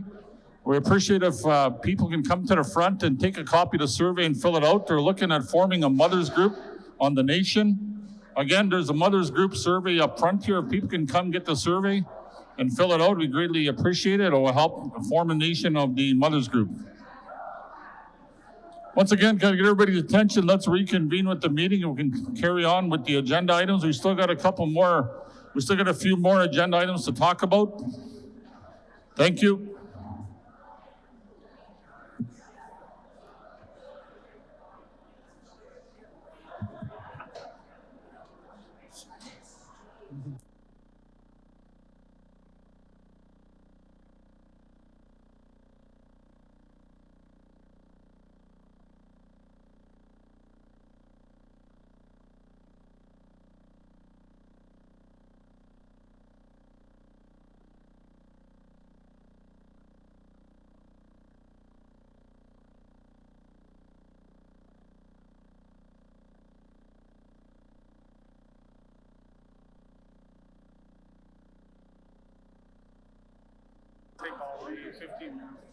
Mic test. If I could ask the chief and council to come back so we could start with the presentations. Really appreciate, thank you. We still got a few more items to talk about here. And I was asked if the chief and council can come back so we can start with the presentations. Richard, colleagues.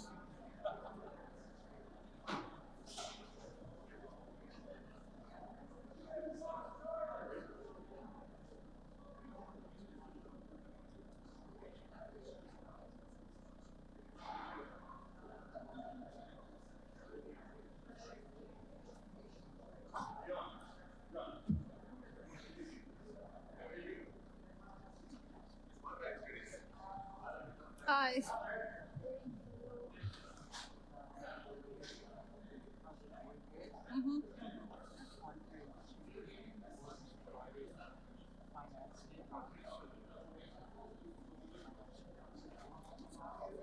on you. It's on you to get a mortgage and. I'm just like burning out. Coffee.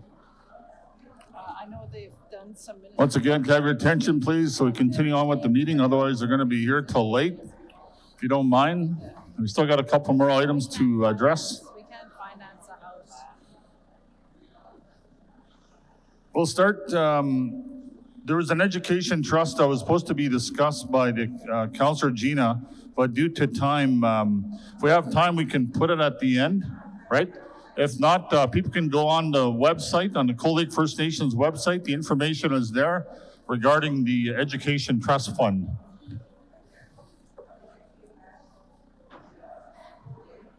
We'll just start. Okay, we're going to carry on with our next presentation on the cows and plows and the hay lands claim. We got Councillor Kelsey Jacko to talk about that. Kelsey? Yeah, I just want to start off. I want to apologize for audio on the Facebook. You know, there's a lot of big echo here, so if you can't hear us, I'm sorry about that. But there's this big echo in this building, so hopefully you can hear me. Okay, I'm gonna start talking about this cows and plows, you know, agriculture claim and the haylands claim. You know, when you look at the circles of livelihood, you know, on there, sky's the limit, you know, and my Uncle Sam talked about a lot of stuff, you know, like these can be achievable with the money that's coming in, but you know, it's up to you guys how we're gonna spend this money. So we're gonna have future meetings, you know. I don't think this 15 minutes is gonna, you know, gonna talk about. We need more time, and you know, we gotta get direction from from you, the members. And, we gotta organize an elders committee, somebody to speak at the tribunal, when you talk about Haylands claim. But I'm gonna give you a brief summary about this cows and plows agriculture benefit claim. CLFN retained a historical expert to complete the historical research. The historical expert Public History, Inc. has completed the historical research process, which includes preparation of a research report.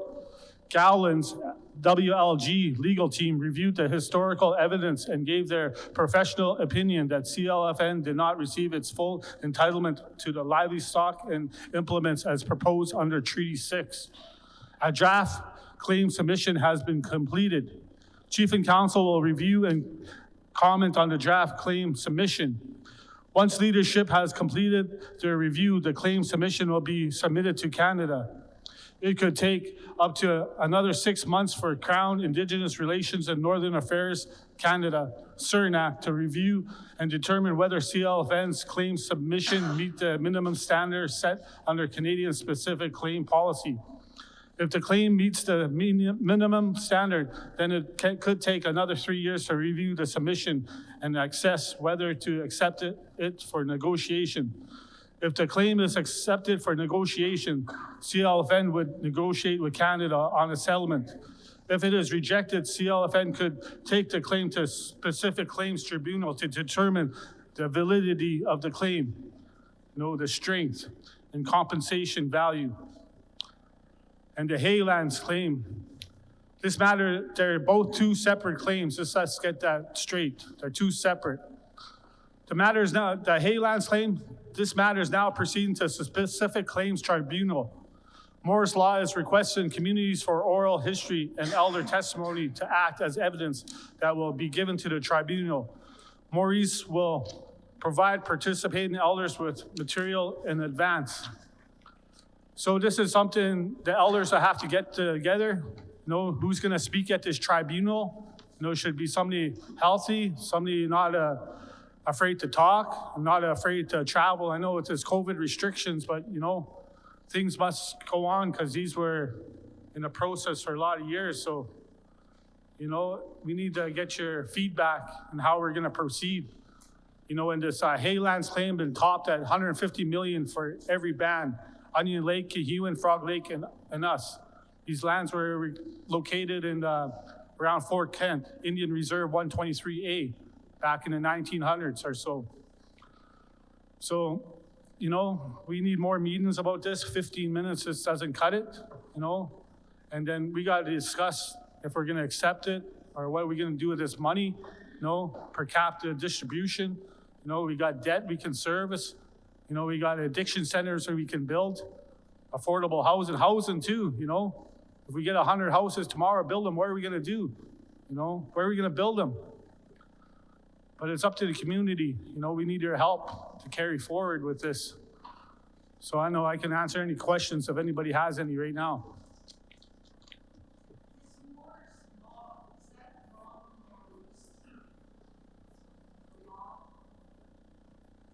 Yeah, they're the same law group out at Edmonton and Primco office. Is that Ron Maurice? Yep. Because I'm just curious because Ron Maurice was one of the lawyers here during the Primrose Lake land claim, and I'm just wondering if that was a similar. He's a First Nations. And if anybody has any questions, and we're gonna add their elders, And also, how, like you said, you're looking for people to sit on this. What's the process to get the elders involved? Who does the selection on that? The elders are gonna select it themselves. Which elders and how? You guys gonna have an elders meeting? What is the process? The elders meeting is gonna be set up and we'll talk about this. And Maurice Law is gonna be coming here so we can discuss it much further, so. And who are the elders? Anybody is over 65, even, It's a and number? nobody should be, well. That's thought in a way. Well, of anybody saying that's 60. older than me is considered an elder, That's what I say. Because that's always the question, is who's the elders? You know, there's controversy about that, so, you know, I just like to see people that, you know, are willing to do that, and that there's inclusion of the elders, because a lot of times I hear, you know, I didn't know about it. And that information, you know, is vital. I have a question for you. How do you, you know, I know you're older than I am. How do you guys usually pick back, you know, back in the day? How did you guys come around by, you know, who was considered an elder? From my perspective, it was people that I learned from and admired, and that I felt loved by. You know, they were willing to teach. Age was never a consideration. And it was, you know, normally for me, a grandmother, somebody that had knowledge, and most of all, the heart and love for people. I think that the knowledge is what we're really after, because they'd have to have some kind of knowledge of what had happened years ago. So that's why he's saying like elders. I'm not discriminating of age either. Like any age, I don't really care. What's the oldest? Yeah, I just got a question. Who's the oldest? Like, I know grandmothers that are less than 50 years old. You know, like, what is the criteria? Like, I'm a great grandmother and I still can't get on that board. I don't think there is a criteria. The reason why they're looking for the oral history is because whoever represents Cold Lake will have to be talking to a judge at the tribunal. We got a couple questions on the floor. There's three. Yeah. State your name and the question. Thank you. Good evening, everybody. I'm Sally Scanny, and as you know, I'm a band member. And for those, I just want to say welcome that are listening in and those that are here. So my question is, for the time period of when this land was developed, how many of our elders knew about this land that now we're claiming for, the Haylands, along with Kihuan and Frog Lake and Onion Lake? You know, this was in talks when I got out of council in 2016. And it's interesting how far it's come, but yet didn't seem to move very much. I know we're always waiting on provincial and federal governments to settle these areas, but how many of our elders nowadays, like now, today, remember their elders talking about these lands? Enough credibility so that our elders that are going to this tribunal can make a solid claim for Cold Lake First Nations. And that is hard to like, how many of our people are still farmers? And, you know, maybe there's history there somewhere and people know. Is there any way that any of those claims go back to when we did our Primrose Lake Trust claims from our elders that talked about haying lands? And I know it was mostly about hunting and trapping in Primrose area, but those people that shared that knowledge then, is there any way we could, maybe somebody make comments of them that being able to hay and feed their cattle then in those days? How many of our elders know that information? Just a question. Yeah, we got a lot of that information in the PLC, the Primrose Land Claim Building. You know, where, you know, like a lot of our elders are gone now, you know, and, you know, some of those are been recorded. So, you know, we got to revisit them and, you know, get our people to look at them. And, you know, and if you guys know anybody, you know, feel free to throw someone forward, you know, because this is, could benefit us all. I think, Kelsey, you mentioned you're going to have an elders meeting, right? And probably during that time, you can have some guidelines and selection, right? You guys, that can be developed from the elders? Yeah. Yeah. And that'll be in the near future? Yeah, in the near future. Okay. Hold on, we got a question up here. We'll get to you. We got a couple more, and then you'll go. Okay. The one thing I wanted to say is that when they did the Primrose land claims, a lot of the recordings and stuff of the history was on regular tapes. and we all know that they deteriorate over time. There was also some videos and other information, handwritten stories and stuff. But throughout the years, I'm curious if you've made any effort to try and preserve them or to catalog them, or if you want stories that from people that are gone now, and that is our only record of them, and for people now who are still living and still know these stories and stuff, why aren't you making a concerted effort to have a formal recording facility so that these things, when things like land claims or even our own governance is come into question, that you have some kind of a library system and actual records to back up your stories? Yeah, so maybe I can throw that question back to communication. Maybe even They're already backed up. Lands and Resources purchased a computer program. Go ahead. We have digitized the videos, all the interviews and the whole Claims Commission when they're here. We have those digitized. We have the transcripts both in Dene and in English. But I think it's a really good point to continue that practice with the elders we have now and the knowledge that our elders have now, and to continue and build a library. And I think that's the next point. So we do have that from the past, but I think it's something we should continue, and that's a really good point. Okay, thanks, Charles. I think Joan has a comment or a question. Yes, on this land claim situation, you should tell the government to build us a store, a meat market, a post office, and a bank, so the chief can send me some money. No, but, I just like to say to be serious, we need,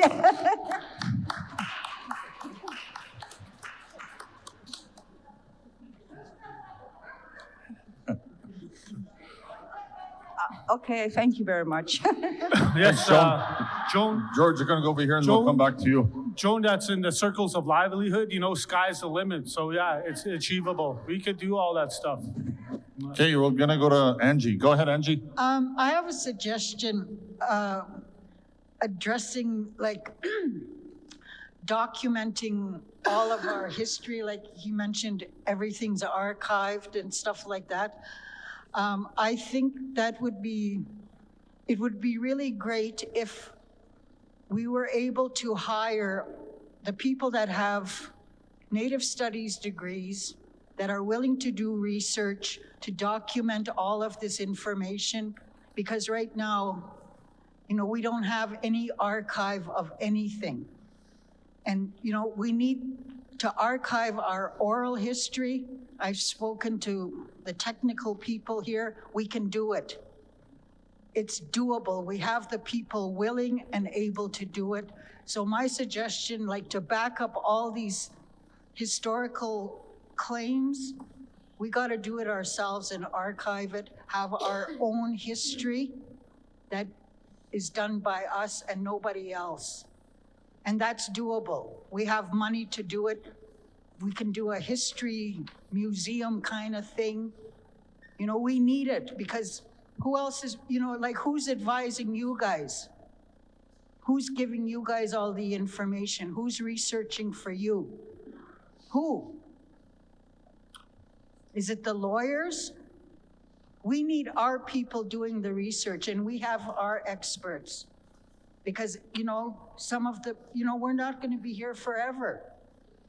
So we need to document this for the next generations, and that's vital, and it's doable.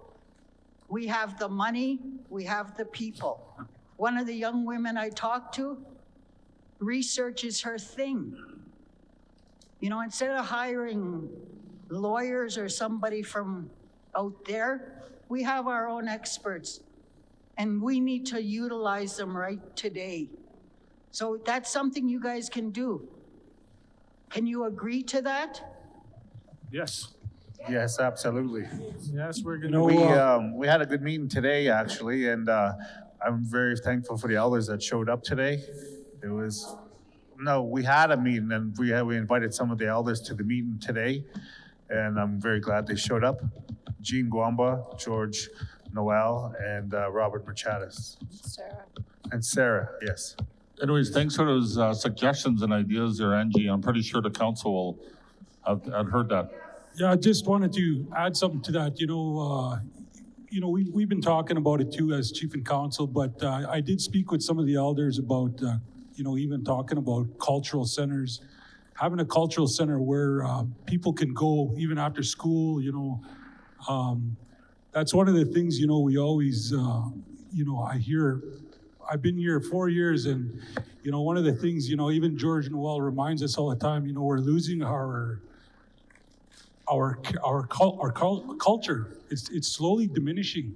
Like even when I was talking with my grandmother yesterday, she's saying that, we need to find a way to sustain our culture, and that's important. That Dene language does not die with me.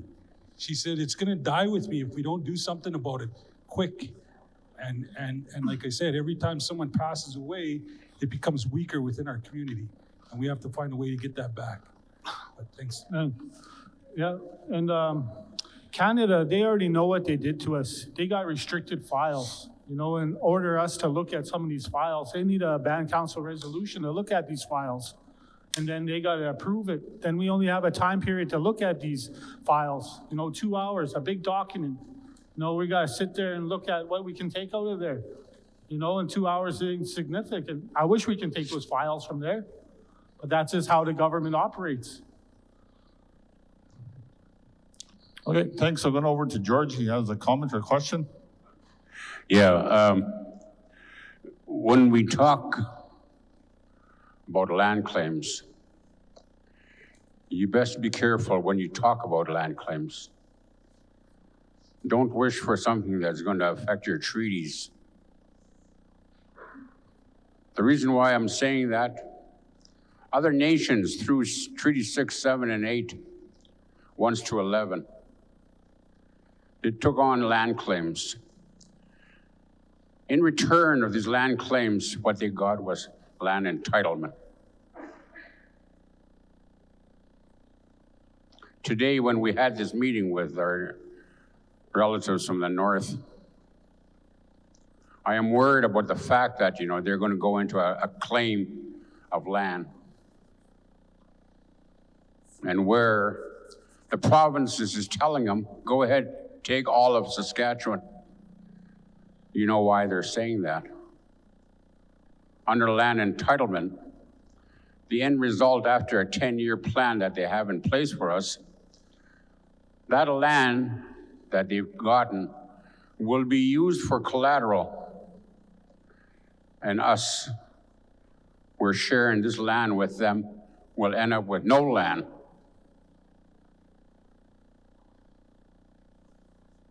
That's the situation we're in today. Now, cows and plows. My great-grandfather, Jean-Baptiste Janvier,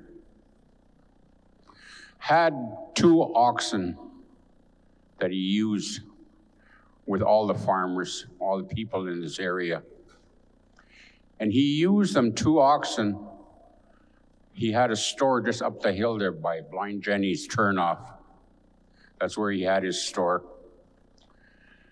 These 2 oxen that he had, he'd go to Fort Edmonton in the springtime, come back in the fall with them for supplies so they can feed the people that are trapping up north. Exchange. That's how it was done. Cows and plows wasn't the only thing that we're talking about. It's the nets that we're entitled to. It's the shells that we are entitled to. Now, these things are all taken away, and now you're going to talk about it. like you guys are saying, one must know their history. You know, it's saddening to know that, you know, that we've been blindfolded for so many years. And I'm glad you young people are starting to realize that you are educated, and I'm glad that you're doing what the grandfathers have wished you to do. Go out and learn their ways, come back and help us. And I'm glad this is happening today. These problems that we have, it's limited to us. Why? Because we're getting old. The people that are going to suffer the consequences of what we didn't do is the young people. I'm not talking on behalf of me. I'm talking about my children, my grandchildren, my great-grandchildren, your great-grandchild. There is no tomorrow if we don't do something today, is what I'm trying to tell you. Thank you. Thank you, George, for those suggestions, comments. I'm pretty sure they're noted, and I'm sure the council will take that into consideration. So, okay, go ahead. Anything? Oh, yeah, I would like to respond to that. You know, that's one of the questions I mentioned with Maurice Law about the hay claims. Is this going to affect our treaty? And they said no way whatsoever. You know, and the primrose, you know, maybe what's the next steps on that? Do we do a land claim for that? You know, everybody wants a piece of the pie. And it's not only Dillon. You know, you have Kihiwan, you have Good Fish, Frog Lake, Beaver Lake, Sow Lake. Everybody wants what we got. They envy us. You know? So I'm glad we're talking about this. It's long overdue. We shouldn't be beggars in our own lands. We have people suffering out there in the streets, sleeping on tents. You know, addictions. This meth has taken over our people. You know, I was driving around in Edmonton. I see these people doing meth on the streets. Cops driving right by. Do they really even give a shit? No, and that's something we're talking about, a police force in Treaty 6 level.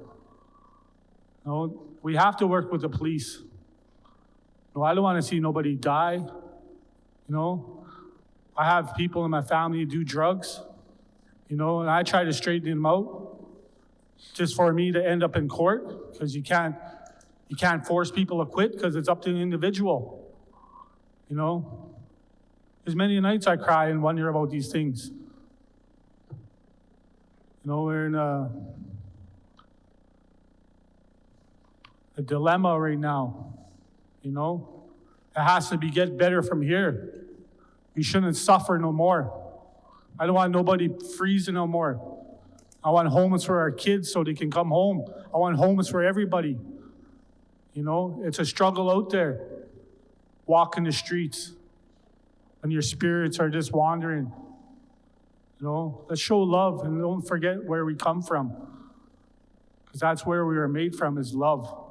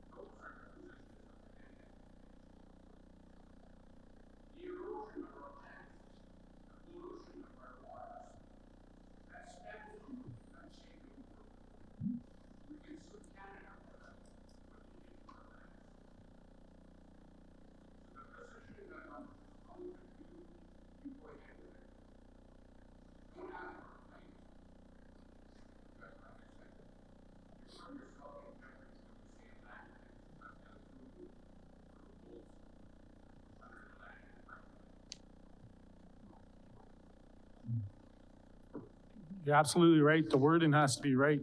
When we had a meeting in January at the Marriott, and there was that lawyer, she's an Indigenous lawyer for years. I forget her name. What's that? No, it was another one. Anyways, we told her that we were the only nation in Canada that has never taken over any programs. And her comment was, you are the saving grace. Cold Lake is the saving grace for all of Canada because we've never taken over any of our programming. We're the only school in Canada that is still a federal school. So we have to be the forerunners. And even talking with Buffalo River today, the more we work together, because we are the same people, we're intermarried into those nations as well, but we have a stronger forefront. And the archives, those are being done. The Lands and Resources purchased a program, and they're implementing all of that stuff. But I echo your sentiment, Claudette. We need to have people doing their theses on all of Cold Lake and how we were treated. Because you're absolutely right, George. The land was stolen from us. And so we want our stolen land back, bottom line. And further to the Haylands, just further to the Haylands. So if it works out to our benefit and the judge says, yeah, you guys those lands were stolen, we can go back and then renegotiate and tell them that the lands that we own, the Sampson lands, we want that reverted into reserve as well. Okay, thanks. Those are options. Thank you. Just for time constraint, okay.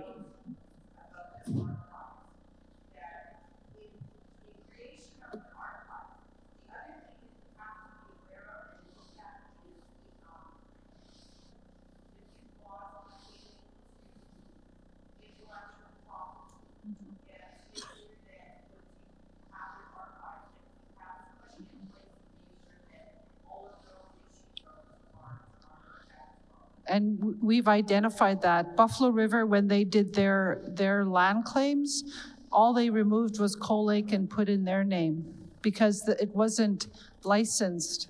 So now we're well aware of that, and that's one of the policies that we're implementing. Whatever is created from Cold Lake, even the logo, and everything has to be patented, put in our name, and that nobody else can use it. The intellectual knowledge part. Okay, thanks for the comments on that.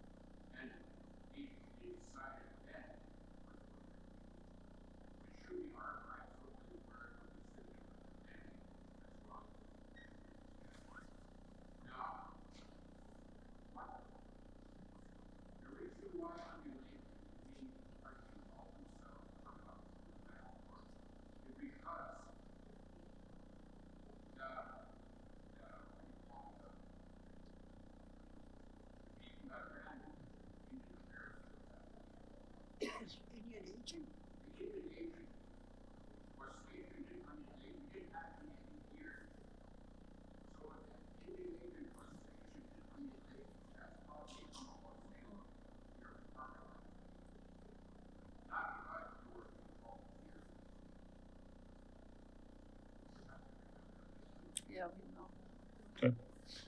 Everybody's information is valuable, but due to time constraints, I think Kelsey is going to be organizing that more and probably holding more meetings in the future, right, Kelsey? Okay, so Kelsey will be the main guy on those subjects. Let's carry on to our agenda item. Next on the agenda item is membership code from Councillor Bernice Marshall. Good evening. I'd like to thank the elder for the prayer, Judy Ness. I'd like to thank everybody for being here this evening.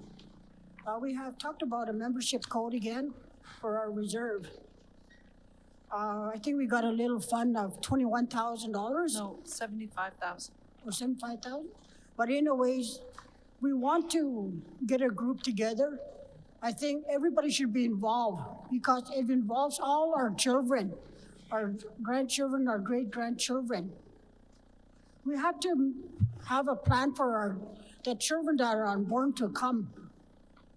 You know, today, the way it is very hard today, the way things, even for medical, for schooling, for our children that do not have a treaty number.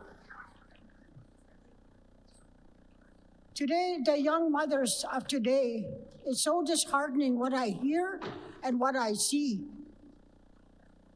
You know what I see today is our young mothers, when they stay in a relationship with Otene or whoever, what some of them are doing is they give their children's last name of that father. And it's so hard today to see that. You know what I was thinking about that? It shows we, as these people in this community, we're not talking about relationships to our children and our grandchildren. Yeah, initially, it never used to be like that. The only time when you change your last name is when you really get married. But that's not the case here. So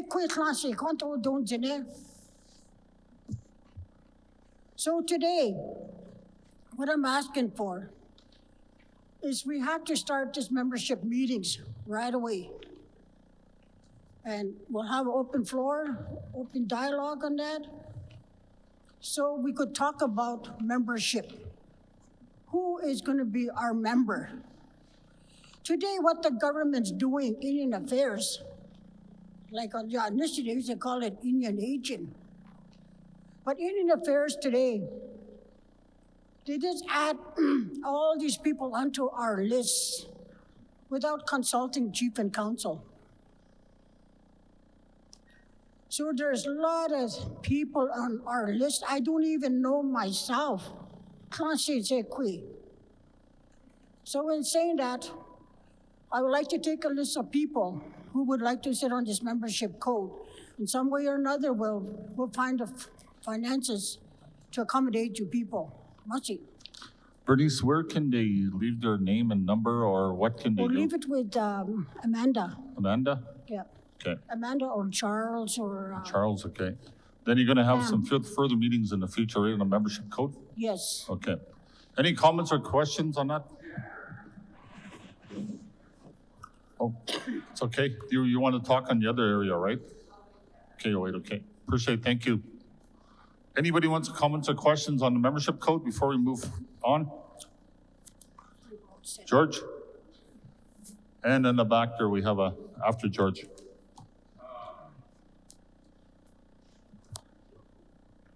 When we talk about the membership,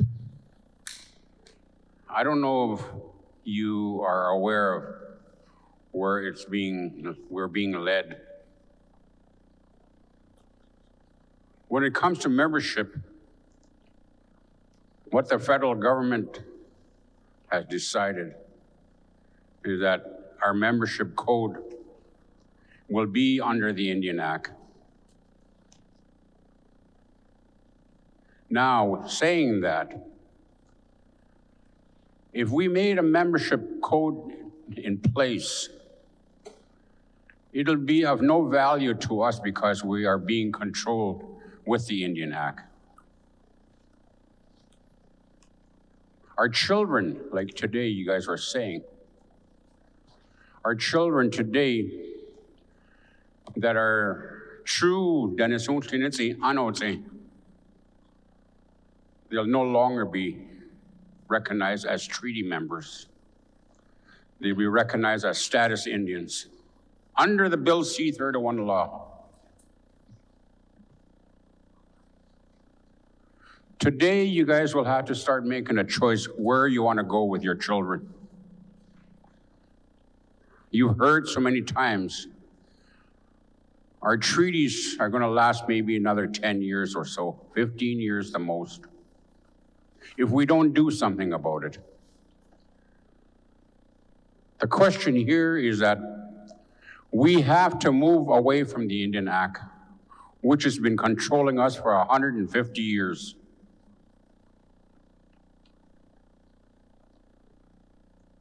And you, the Chief and Counsel, there was a BCR written by late Leo Janvier, Francis Scanny, and his council members, that they will not honor the Indian Act in choosing our leadership.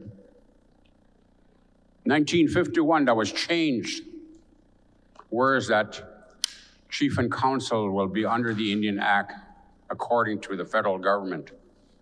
They took away that part where we can self-determine who our members are going to be, who we're going to choose as a leader, and all that was taken all away from us. Now, it's an uphill battle today when we talk about membership. We have to decide whether we're going to go under the Indian Act. If we go under it, you might as well forget about your membership code, because we'll be part of whatever they're going to do to us. The choice is yours and us. My grandson, Harasalot in Harasethwe, today he's not counted as a treaty person.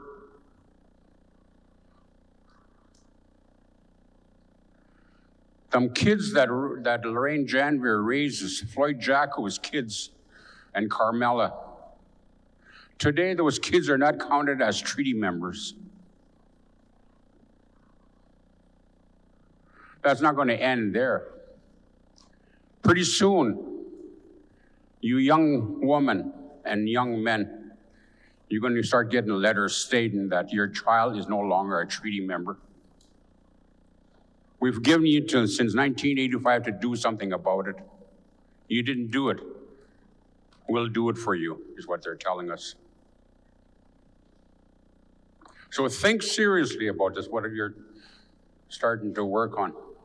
Think seriously. Not for yourselves, but for the future of our children. So is that they'll have a place in Canada where they can say, they can speak freely, they can talk about their own languages, they can talk about their lands. All these things are under the spirit and intent of our treaties.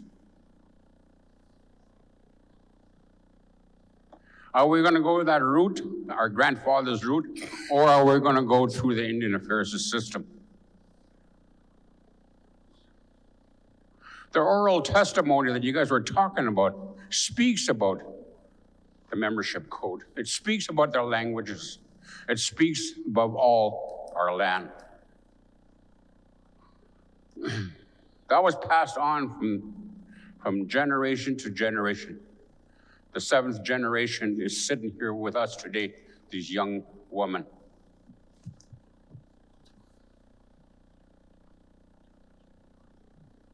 I worry about my great-granddaughter. There is no future for him unless I make a future for her today. So you guys will think seriously about where we're headed. For 150 years, we've been told what to do under the Indian Act. For 150 years, we're told that we don't own land. When are we going to wake up and say, look, enough is enough? We have to stand up for what we believe is ours. Thank you. Thank you, George.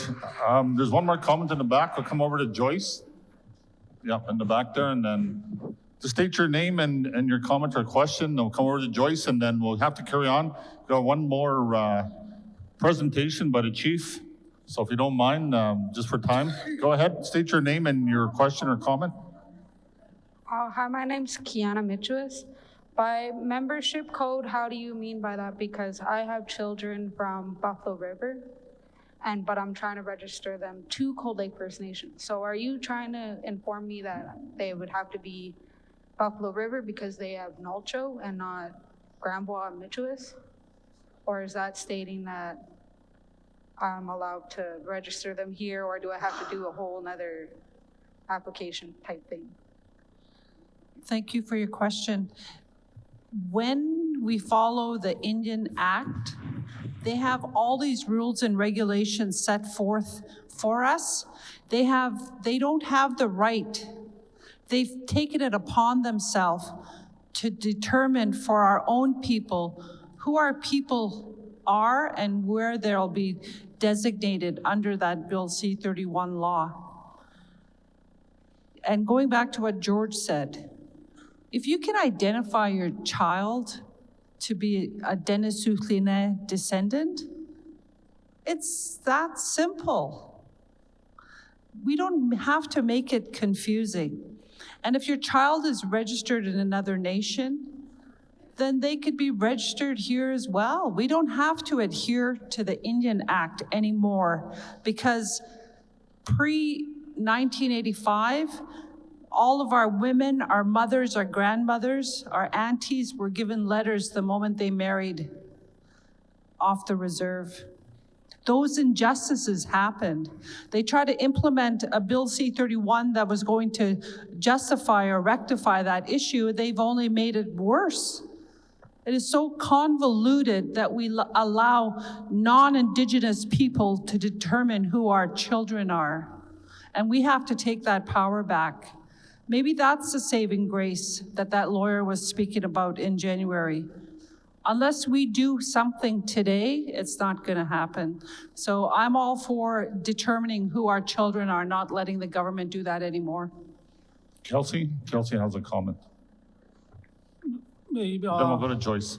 I just want to comment on George's questions real quick. You know, how is it going to look if the Indian Act was dissolved tomorrow? You know, I listened to you before. You know, you talk about the grandmother clause, you know, adopting our kids back. Maybe that's one way around it, you know. But then again, it's up to the community. It's not up to me. It's not up to chief and council. It's up to you guys how it's going to look. And then again, you're talking about membership law. It comes down to election law too. You know, I hope we can agree to agree. Bossy. Thanks, Kelsey. One more comment just for Joyce because we have to carry on. We've got one more presentation to do. We apologize for that, but there's going to be further meetings, right, Bernice, where they can bring up those issues? Yeah. Yep, okay. Oh, I just had a question here before, sorry. Joyce has the floor. Thank you. Joyce. I want to say something to all of you. The Denisukline are a very strong and stubborn nation.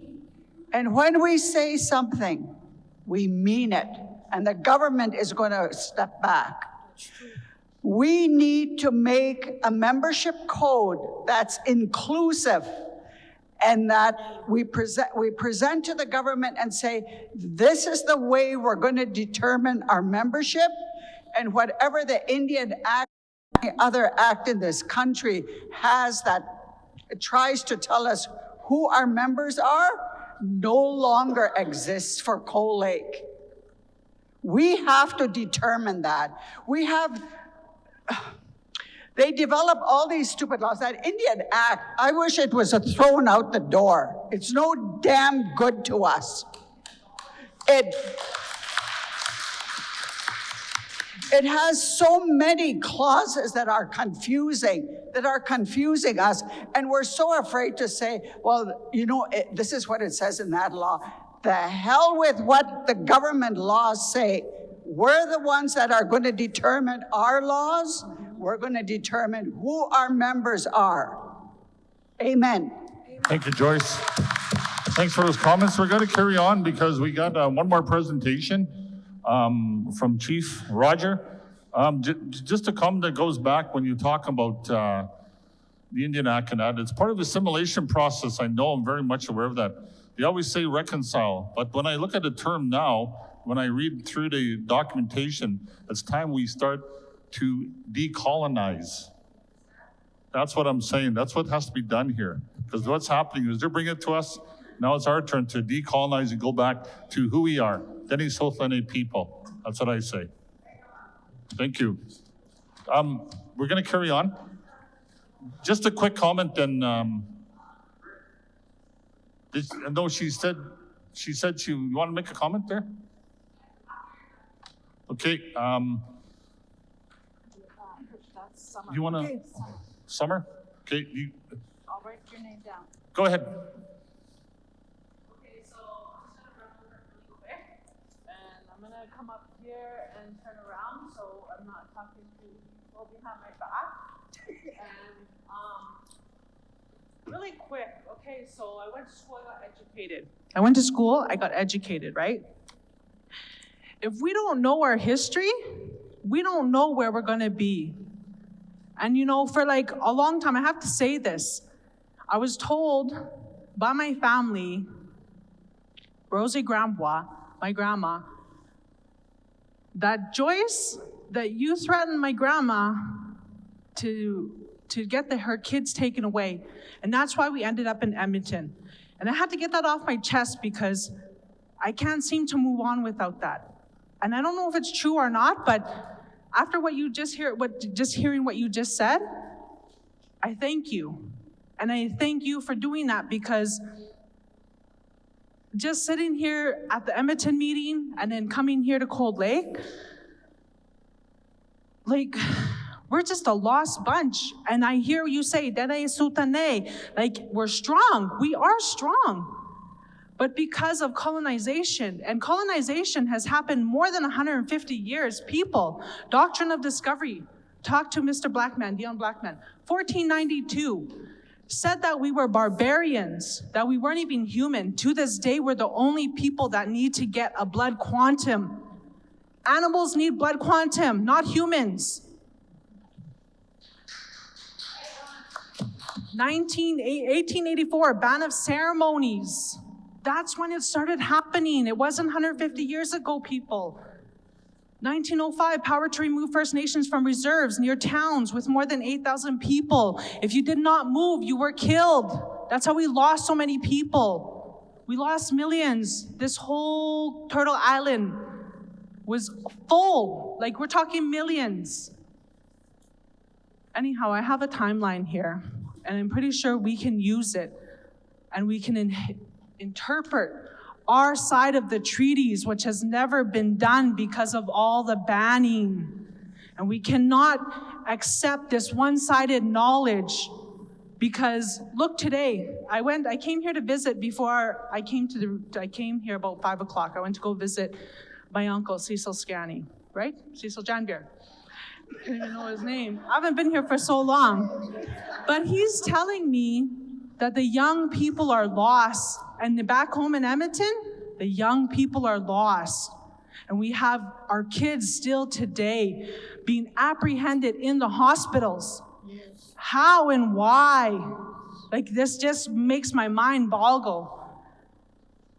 We need to interpret our treaty rights. We need to interpret our side. We need it in Dene South-Lene, and we need to serve it to the government in our own language. Because what did they bring here? They brought their language, and we have to learn it. Now I speak it. I don't even know my language. All I know is Masi. But so long as I know Masi, I'm a Dene South-Lene, because all you need to know is one word. I'm just here to say that, yes, Chief and Council, let's work together, all of us. We need to dismantle the Indian Act. That's what we need to do. And everybody has to be on board. We can't be divide and conquer, because again, what did the government come here to do? What did the Europeans come here to do? Divide and conquer. We're all Dene South-Lene. And yes, sometimes we adopted. Let's not forget those people, because we're not a push away people. We've always been so accepting. So let's not forget them. If we have kids that we adopted, let's bring them in. They're Dene South-Lene. And like she said, Let's get our history, because we need that history, you guys. That's the only way that the government's going to listen. We don't have to prove it. Hay River, you guys, we don't have to prove that. Because number one, Treaty 6 territory, Dene Sutane had territory. And that's all we need is our history. We need those stories. Those stories date us back to so-and-so, and that right there is proof that we had it. If we go back again to try to prove the Hay River, again, we're under the Indian Act. It's what they want. Let's not do what they want. We're a strong nation. Joyce Machado said it. Let's act on it. Thank you. Thank you, Summer, for that information. Appreciate it. Like I said, a lot of us don't know a lot about the history, and reiterating that again brings up a lot of information that needs to be addressed, right? I totally agree with you. We're going to carry on because of the time frame here. So it's about 5 after 9. We're going to carry on to the capital projects. Chief Roger Martin, there's a couple there about Waterline and Road, so you can expand upon that. Roger, go ahead. Hi, thank you for staying up with us this late. And thank you for all the good feedback. We'd just like to let you know with the housing project that we started here with Synovus, they contributed $1 million this year for the housing. And due to the lack of, with COVID and stuff like that, we had to move fast. So we didn't have, we were set back like 3 or 4 months. So we wanted to have houses before the snow falls. So we decided to build them in the town site. But unfortunately, there were some disagreements of where the houses should be built. So we had to reset and redo another, like a little subdivision in the town site. But that being said, that's all moved along. So that project is moving along quite good. They got 5 homes there. They're at different stages of the build.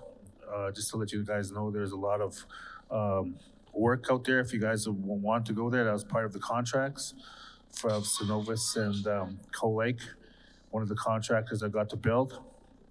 Hopefully next year we're looking at building our own homes. That's one of them. And the other housing project was ISC project that was for another 5 homes in rural areas. That was from and they're in the stages. They're mulching. The mulching has been done on them. The basements and sewer tanks have been put in, sewer fields. They should be complete by the end of October. We hope to have houses on the foundations by the end of December. Yeah, so that's the 5 that will work. That's the 5 of the IRC homes. The next project is just, we didn't do a whole lot of home repairs, maintenance and stuff like renovations due to COVID and work practices and stuff, so we didn't do a whole lot of that.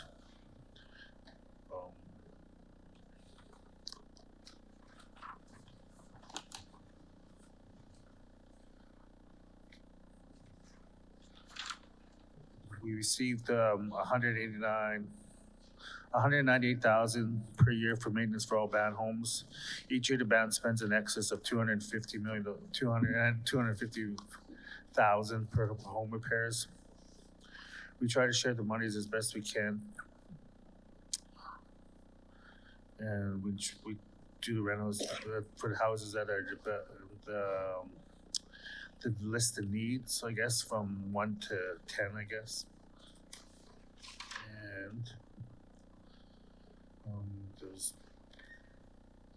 that's about it. There's, for housing and stuff like that, there hasn't been too much. We spend on average about $100,000 on water for the residents, like to residents' homes, and approximately $85,000 on garbage, stuff like that.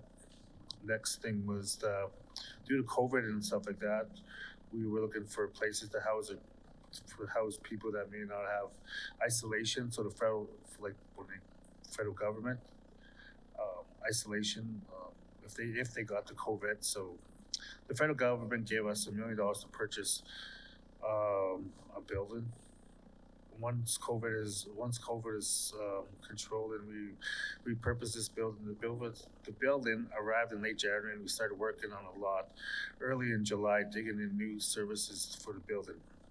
The new fitness center, old daycare, will become an addition to the community. We changed the roof line, the aesthetics to make it look like it's part of the other building. These buildings will be completed by the end of October, with the fitness equipment shortly arriving. There's just that one about the road repairs. We've been spending, to date, we spend up to $100,000 on gravel alone to gravel the roads. Each year, the band should at least spend $100,000 to keep the roadways and driveways up to par. We received monies for their bridge inspections, so that should start on the in October with the guardrail, hazard signs, and the bump on the road to fix. And this spring we were lucky enough to be a part of the contract bidding process and have a say in the water line project that is starting up here in approximately, probably in October it's shooting for, and it's approximately a 13-month project with local membership participation to maximize both terms of equipment and manpower, subcontract and opportunities for our business opportunities and employment opportunities for our members.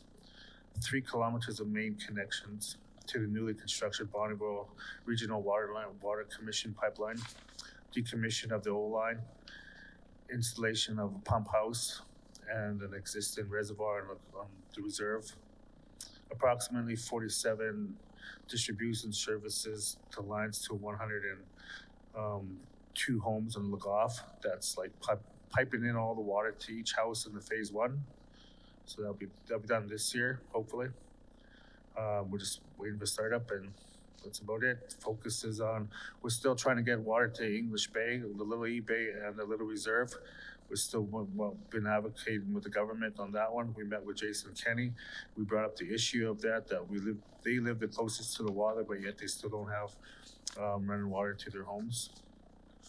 And that's pretty well put it.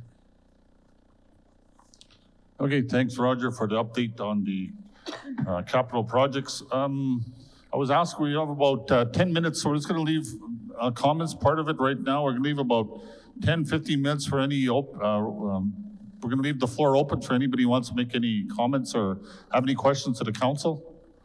Sally? Then we'll go to Joan. Again, I just want to say thank you for the updates. I really appreciate it. I just have a few concerns. My grandmother has been without a fridge, a working fridge, for 2.5 months. And I know there's one person in charge of looking after elders' appliances, and it seems like she's not getting enough support to help making sure our elders have working proper fridges, proper stoves. And how is Chief and Council dealing with that matter? It seems like you shove it on one person, expect her to work miracles, and yet people at her office is giving her a hard time, and they don't want to work with her. So how is this coming to fold? Because one, our elders should never be without a fridge.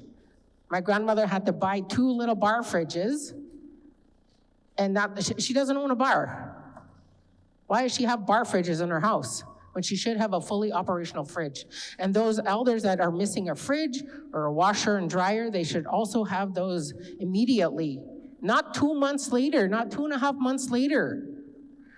Those travel dollars you guys get to go to meetings, and I know what they are.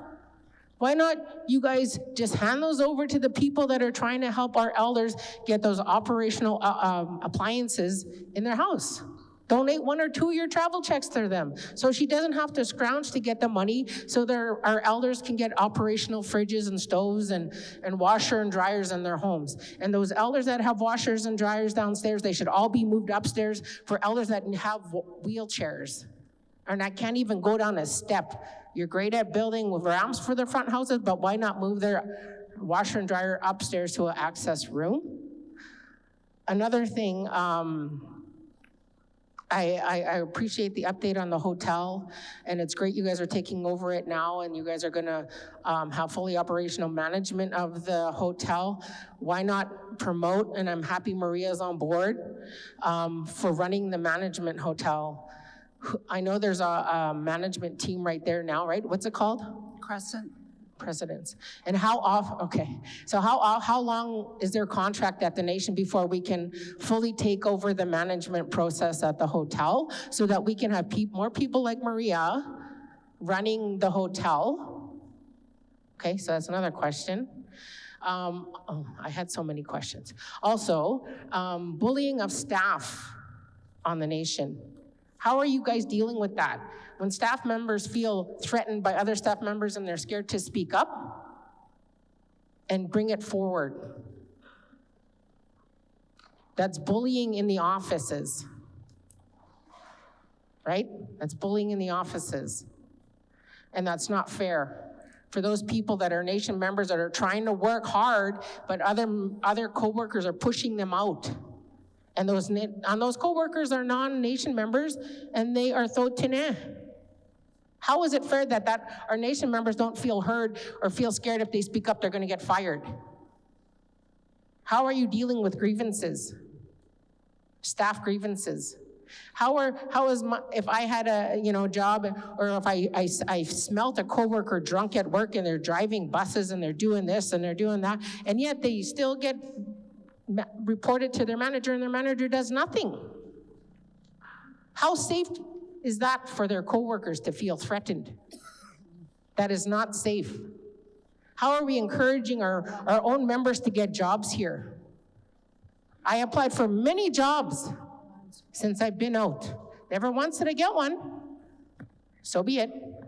I'm more than qualified to go elsewhere and work, which I've done. I don't mind. I'd love to be here and work on my nation. I love my nation. I love our people. And yes, Joyce is right. We're dene, we're stubborn. Another question, what happened to our high school? Before I got out in 2016, the federal government promised, 27 First Nation high schools? Not once did we get a high school. And we were promised a high school in the 1973? Where's our high school today? How many of our children are graduating high school that leave Legoff School and complete high school? The number's not very high. Where's the support for them? We know that. A lot of our young people drop out before they graduate high school and pursue that extra to go to university or post-secondary. We need to encourage that more. And what else? Just kidding. I think that's all I have right now, but those are some major questions that I have. And I just want to thank you for the information and for everybody being here and listening to me. Masicho. Thank you, Sally. Does any council want to make any comments? I'll make some comments in regards to when COVID hit, we stopped traveling. And as a rule, our chief doesn't want us traveling unless it's necessary. So we get his okay, or he designates one of us to go and represent him. Because the casino was closed down, those funds were coming from there to pay for the elders' power and gas, and one power bill for people on age. So those dollars came out of our admin, and yeah, and so they usually call us and we identify who they are. We send them to the health center. There's an elders program there, and also to FCSS. And I've even seen the chief take money out of his own wallet to go purchase fridges and stoves. Yeah. Yeah. And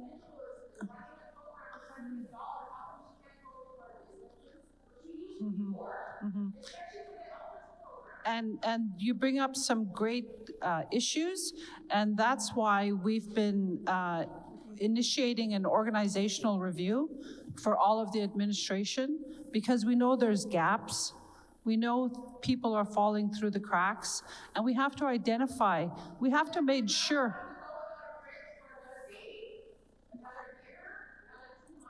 I wasn't aware she didn't have a fridge. Well, I didn't know that, and I don't know if anybody knew that here. So, we can identify that, we'll leave it with Charles. But this organizational review will identify the employees that are working to ensure that things are going to be run smoother.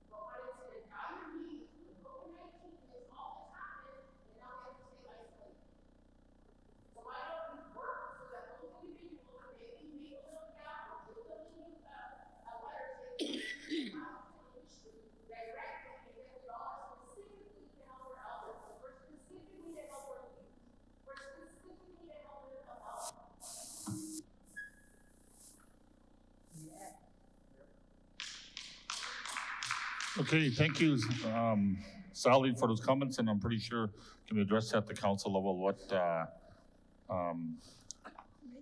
what Gina had mentioned here. We're going over to Joan, then we'll go over to Cecile, and then Shauna. I just like to say implement. Yeah, we'll come to her. There's other people came up with their hands. We'll come back to you guys. We are in dire straits with the Indian Act. We have to abolish the Indian Act and make our own. I listen to YouTube Aboriginal affairs with those guys in the Grand Chiefs.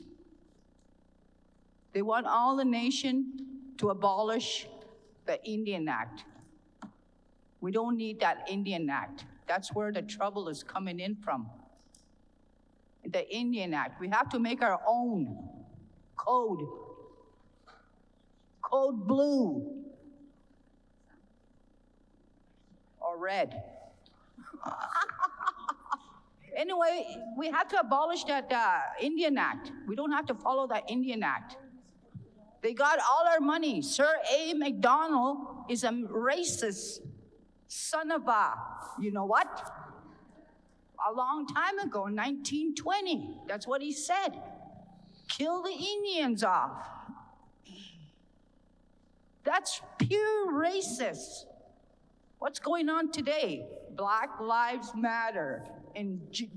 Indigenous people matter today. Not Joan, tomorrow. I'm sorry to cut you off. You get to the point, so we got a couple more people I'd like to speak. Well, I just like to tell you, don't follow the Indian Act.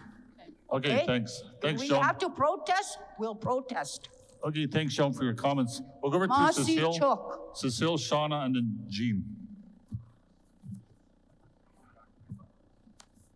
That's something we're fighting there, Joan, protests in Bill 1, critical infrastructure. We'll get to you, Ricky, after Joan, after Jean, okay? Go ahead, Cecile. Hi, good evening. I just wanted to say that thanks for all Chief and Council being here for once. You know, like I know you guys are very busy. And thank you a lot for the help with the funeral.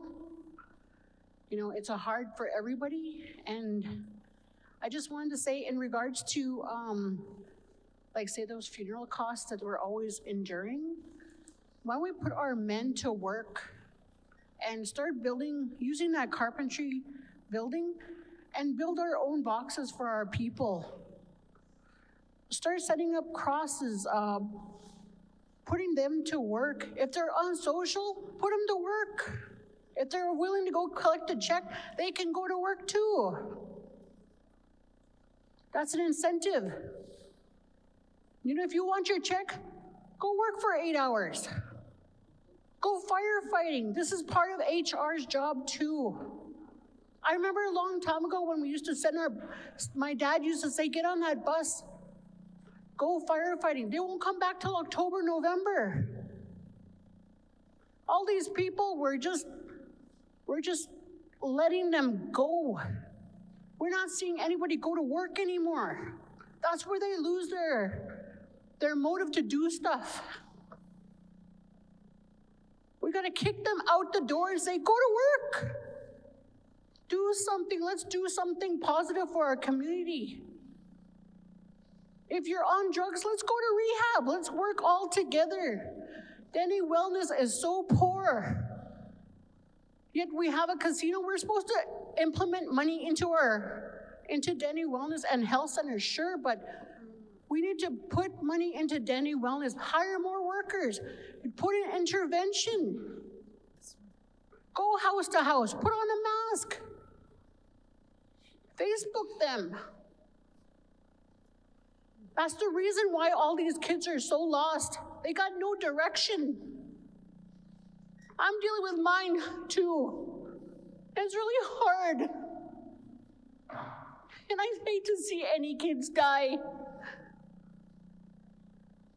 And also this justice thing that we're supposed to set up, there's no justice for these kids. Sure, they go to jail, they'll get bailed out, they come out. But where's this justice committee that we're supposed to build on? They need to start somewhere. They got nowhere to go. Sure, they get out of jail, they'll do it all over again. But what about their records when they turn 18? They can't get a job. We need a justice committee here. And Denny Wellness is part of that. Health centers, sure. But we gotta start today. We're gonna lose kids. Like, I swear before December, we're gonna lose somebody. It's hard to see all these people on drugs. Sure, I try to say something, but it's hard for them to do it, but we still need people to help them get to that door. There's a thing called C10 or something in St. Paul where you can actually put your kids or your family members into the psychiatric ward. From there, we can start from there to treatment center and into rehab. But Cecile, we can't do it alone. I'm sorry to cut you short, but we got a couple more speakers, and if you don't mind. Well, I'm just saying that, okay. and also child welfare. We have to also talk about child welfare. But thank you. Thank you, Cecile. It's duly noted by the council. So we'll go over to Shauna. If you don't mind making it too long, just kind of shorten to the point. Jean is next, okay? After Shauna, we'll come to you, make it short to the point if you don't mind. And then last but not least, we'll go over to Ricky, I guess, right? Okay, Shauna? Okay, Rick, short and to the point. So the talk around the community is that a fellow by the name of Tony Pecorelli is going to be brought back to the Cold Lake First Nations.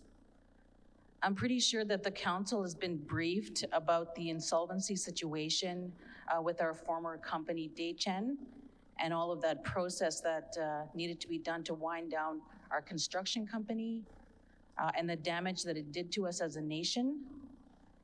In terms of a loss of work, loss of reputation, loss of credibility, loss of business relationships, which resulted in the loss of ability to pay our creditors and our bills to the tune of like $8 to $10 million or so, and whatever value that was attributed to goodwill, to reputation, credibility. This mixed in with our agricultural program, which was costing us about $500,000 a year from our FNDF casino funds, to add further complication to the situation. So Kelsey, Travis, Bernice, former members of council, they're aware of this already, and it's a matter of general knowledge and public record. So that rumor that Mr. Pecorelli is coming back, is that, you know, knowing what we've gone through, why are we going down this path if this is what's going to happen? So what safeguards will be put in place to ensure that that kind of thing doesn't happen again? Because there was years of staffers, of council, you know, cleaning up that mess, and it caused a lot of hurt feelings, and a lot of money went out the door. So I'm just curious about that, because lots of people are talking about that.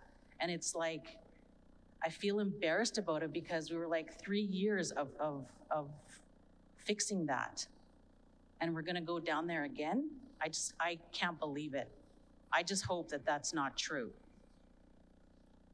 Okay, I'll leave it up to the council. I guess I'm not doing anything about that, so. No, it's not true. That's just a rumor. But there was, I know there were some insolvencies and some legal battles. Just a that couple were more, Gene and pressed, Ricky, and then. that were both parties. So they kind of just resolved them. They just kind of just been talking. There was some talk about a company that the opportunity came up to, I guess there's opportunity for the pipelines and some work like that to come up. His name came up as a consultant, that was about it. But as to hire him and to bring him back, that was never discussed. It was discussed, and it was brought up at the table, but there was nothing really said about it, and that was the end of that. Thank you, Chief. We'll go over to Gene. Go ahead, Gene. We've just got one more there because time constraints, so that's why I mentioned Ricky, if you don't mind. Then we're gonna close the meeting. If you have any questions, if you don't mind, can you put them down on paper and address it to you guys? Just jot your comments on the document and bring it to the chief and council. Gene who's here? Jones, no taga yaga. No haya tre. Then as soon as they are tre that I treat out. No. It's all the land has in Jones yana. And I'll say it in English now. That meeting that we went to today about land claims and stuff. You know, we were taught about that already.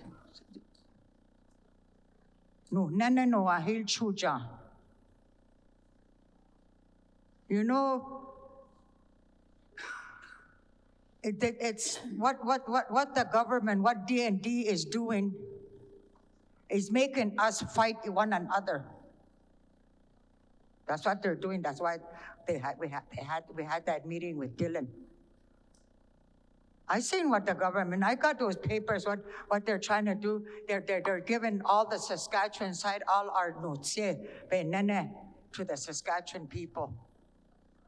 Half of that is Canoe Lake, and this side of it is Dylan. And from Dylan, it's all cut down this way. And then on top where they started, they're fighting for that land. That's where our great-grandfather is from. C'est Philippe Grandbois and c'est Benoit. It's Philippe's brothers, their dad. And look what they said for us, what they said in Dillon. They just told us they have guys from Tanisebe Yaze, from Saskatchewan, from Canoe Lake, and all around there hiding in there, coming in at night, hunting that's our land, our Notsebe Nene. My uncles, my aunties, they're all buried right there on that lake, around that lake. And you know what? We can get away with that. We gotta use our Denesun language. That's the only way we're gonna win this case. And we cannot fight our fellow man over there in Dillon because we shared. There was no borders that time. Gene, can you just get, what do you want to tell them that's what they're asking? That's why I'd like us to get together with the elders and discuss this. Okay. Because it involves everything. Yeah, that's the plan. That's what they want to talk about. We got one more, and then, like I said, the chief and council have phone texts, so you can give them a text, give them a phone call, and they can be able to address your. Ricky will be the last one.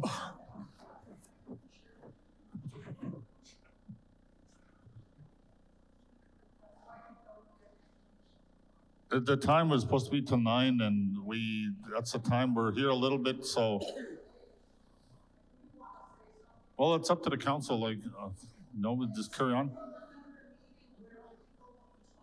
You guys want to schedule another meeting just for open discussion?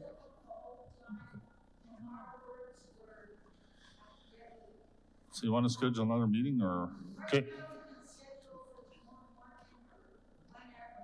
Well, I'll leave it up to the council. You can schedule another meeting for opportunity for people to talk, overview. Yep, I know that. When we schedule, we have to go through Amanda or Pam because Amanda and Pam, because we have prior commitments.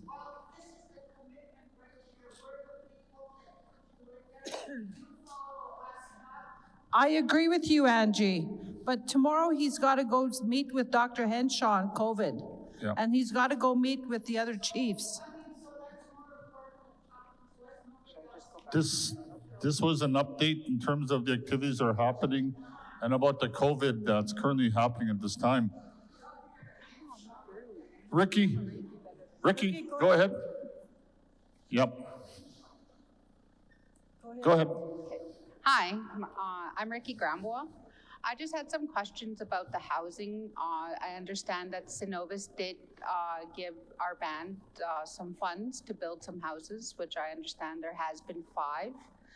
I was just thinking, there is a lot of people that are within my age category, 30s, that are forced to live off of the reserve because we do have our own children, we do have our own lives, and we can't be forced to be living under the same roof as, say, our grandfathers or our grandmothers because of certain constraints because of that. Now, a thing that I was thinking about for some time, maybe we can look into like a condominium. There is cookie cutter apartments that have been built in Cold Lake North. You can maybe look into something of that nature, maybe something for single mothers with children who can benefit for something like that. I know that there is houses here that's just been built, one in particular that has say one mother and another child, or there's like a big house for a small family. There is people here who have multiple children that have to share a 3-bedroom place, for example. Or there's people of my age who would benefit from having maybe their own livestock, for example. Maybe people who want to have a farmland. Now, what I'm saying is, how was $2 million spent for 5 houses is what I don't understand. Is that based on like everything put into the house? If you don't mind answering, is that just per year that the Synovus is gonna be giving us money? Because I do work at Imperial. I've been working since I was 18. So I just want to know how are we going about selecting these people for a house? Thank you. Thank you, Ricky. This is the first year that Synovus there's 5 nations that are involved in the housing initiative that Synovus started. There's Coal Lake, Heart Lake,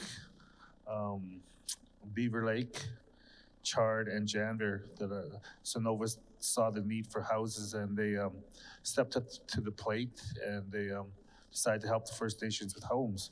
So this year they donated $1 million because of the timelines, like I said, with COVID, and the restrictions of what we can and shop around and stuff like that. We had to go with a service provider that was Valley Master Homes. We went with this year. Next year we're looking at committing them probably like more dollars. Synovus is committing, and we're looking at starting our own RTM or manufactured home plant on the reserve, so we get more bang for a dollar, so to speak, and then you get more tradesmen out there. So that's one of the key goals that we like to see.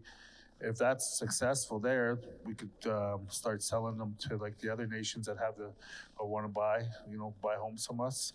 But as for the criteria of the picking the houses, I don't agree with Chief and Council picking homes. That should be up to the people. There should be a housing committee, like I said.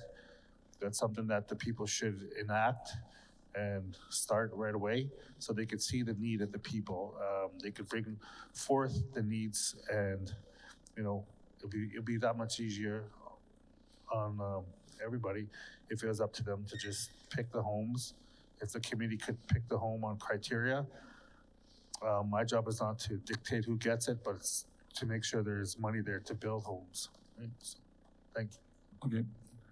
You got a comment, Kelsey? Yeah, I just want to add on to that. So a housing committee has to be formed. You know, we're taking names for a housing committee. So if anybody wants to be a part of the housing committee, contact Charles. And, you know, we talked about affordable housing, opening up some of our lands, you know, in Coal Lake, Lac La Biche, Edmonton, you know, because a lot of our people are suffering out there because rent and bills are pretty high. So, you know, we have grants there with the other bands, so Tribal Chief Ventures are looking at affordable housing for our members. So I just want to add on to that. Oh yeah, an old folks home. Elders home is a need for this area. So we're looking at opening the old folks home, you know, attached funding for 25 years, so it's sustainable. Okay, thanks, Kelsey. With that, I'd like to thank the Chief and Council for bringing the duly convened band meeting for today's date, September 30th. I'd like to thank Judy Nest for having the opening prayer. And I know some of the people that were live streaming, we apologize for the echo and they couldn't hear us on the Facebook or the YouTube channel. But the Chief and Council do have their individual phones. You can give them a call, text them, whatever, and then they'll respond back to you. With that, we're going to schedule another meeting, I guess, like you said, and we didn't have enough time for everybody to speak. We apologize. But again, though, hopefully they can schedule another meeting and that can be done through, you said through Charles or Yeah, Amanda? Yeah, we have to reschedule more meetings like this, Hayland claims, child welfare, you know, and the housing committee has to be, there'll be like a lot more meetings coming because like one day doesn't cut it. We need more time, more meetings, the merrier, you know, let's hammer this out. Yeah. Honestly. And the information will be posted on the website, right? On the presentations and that?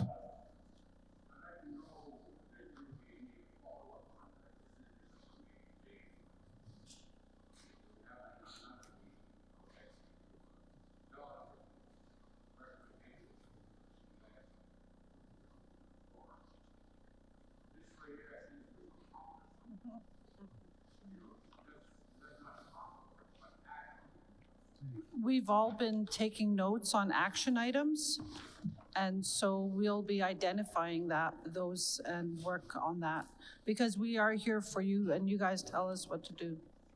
Yeah, I was just gonna say, with like, talking about housing, like, and Kelsey just mentioned that, like, what we need to do is we need to set up meetings and it needs to be focused on just that one thing, because like when we talk about housing, roads, and all these things that intertwine, it causes a lot of setback, and if we don't focus on just that one issue, it kind of goes off into other things. So yeah, I totally agree with you, George. I think, yeah, we need to have an action item set up for another meeting, and then at least people are aware that things are in the process of being done. Thanks. Okay, thanks a lot. Like I said, any further meetings or information will be posted on the Coal Lake First Nations website, or there'll be posters at the door, right? Yeah. Okay, with that, once again, I'd like to thank everyone for coming out and saying you got a comment there, Kelsey? Yeah, just a closing prayer. Yeah, we're going to do that. I'm just getting to it. Hold on. I just wanted to make everybody aware as well, the EOC committee, the Emergency Operations Command Center, will be implemented if we get a case, so they're meeting regularly and preparing for that as well. And Thanks. one thing that wasn't brought up earlier too was that we're looking at having a grand opening again for, I don't know what, for our hotel being amalgamated with the casino now, so. Okay. Just so you're aware. Thanks for those comments, final comments. With that, I'd like to ask Joyce. We asked Joyce to do the closing prayer. Joyce? You want to say something? Go ahead before you. I was just gonna say with that, we could also, that housing committee, we need a lot of, with the elders, blessings. We look forward to hearing you guys' feedback, and you know, if you guys tell us to deal with the drug dealers or whatever, I'm not shy to kick people off the reserve. I will do what I have to do with the blessing of the people to keep the community safe. That's all I want to say. Okay, thank you. And one more thing I wanted to say, we got $21,000 to do a commemoration for residential school survivors. So we'll need the committee on that as well. Okay, thanks for those information. Like I said, post on the door, website, whatever information be out there. With that, Joyce, go ahead, have a closing prayer. Okay. I'm just going to sit down and say this prayer. I'm tired now.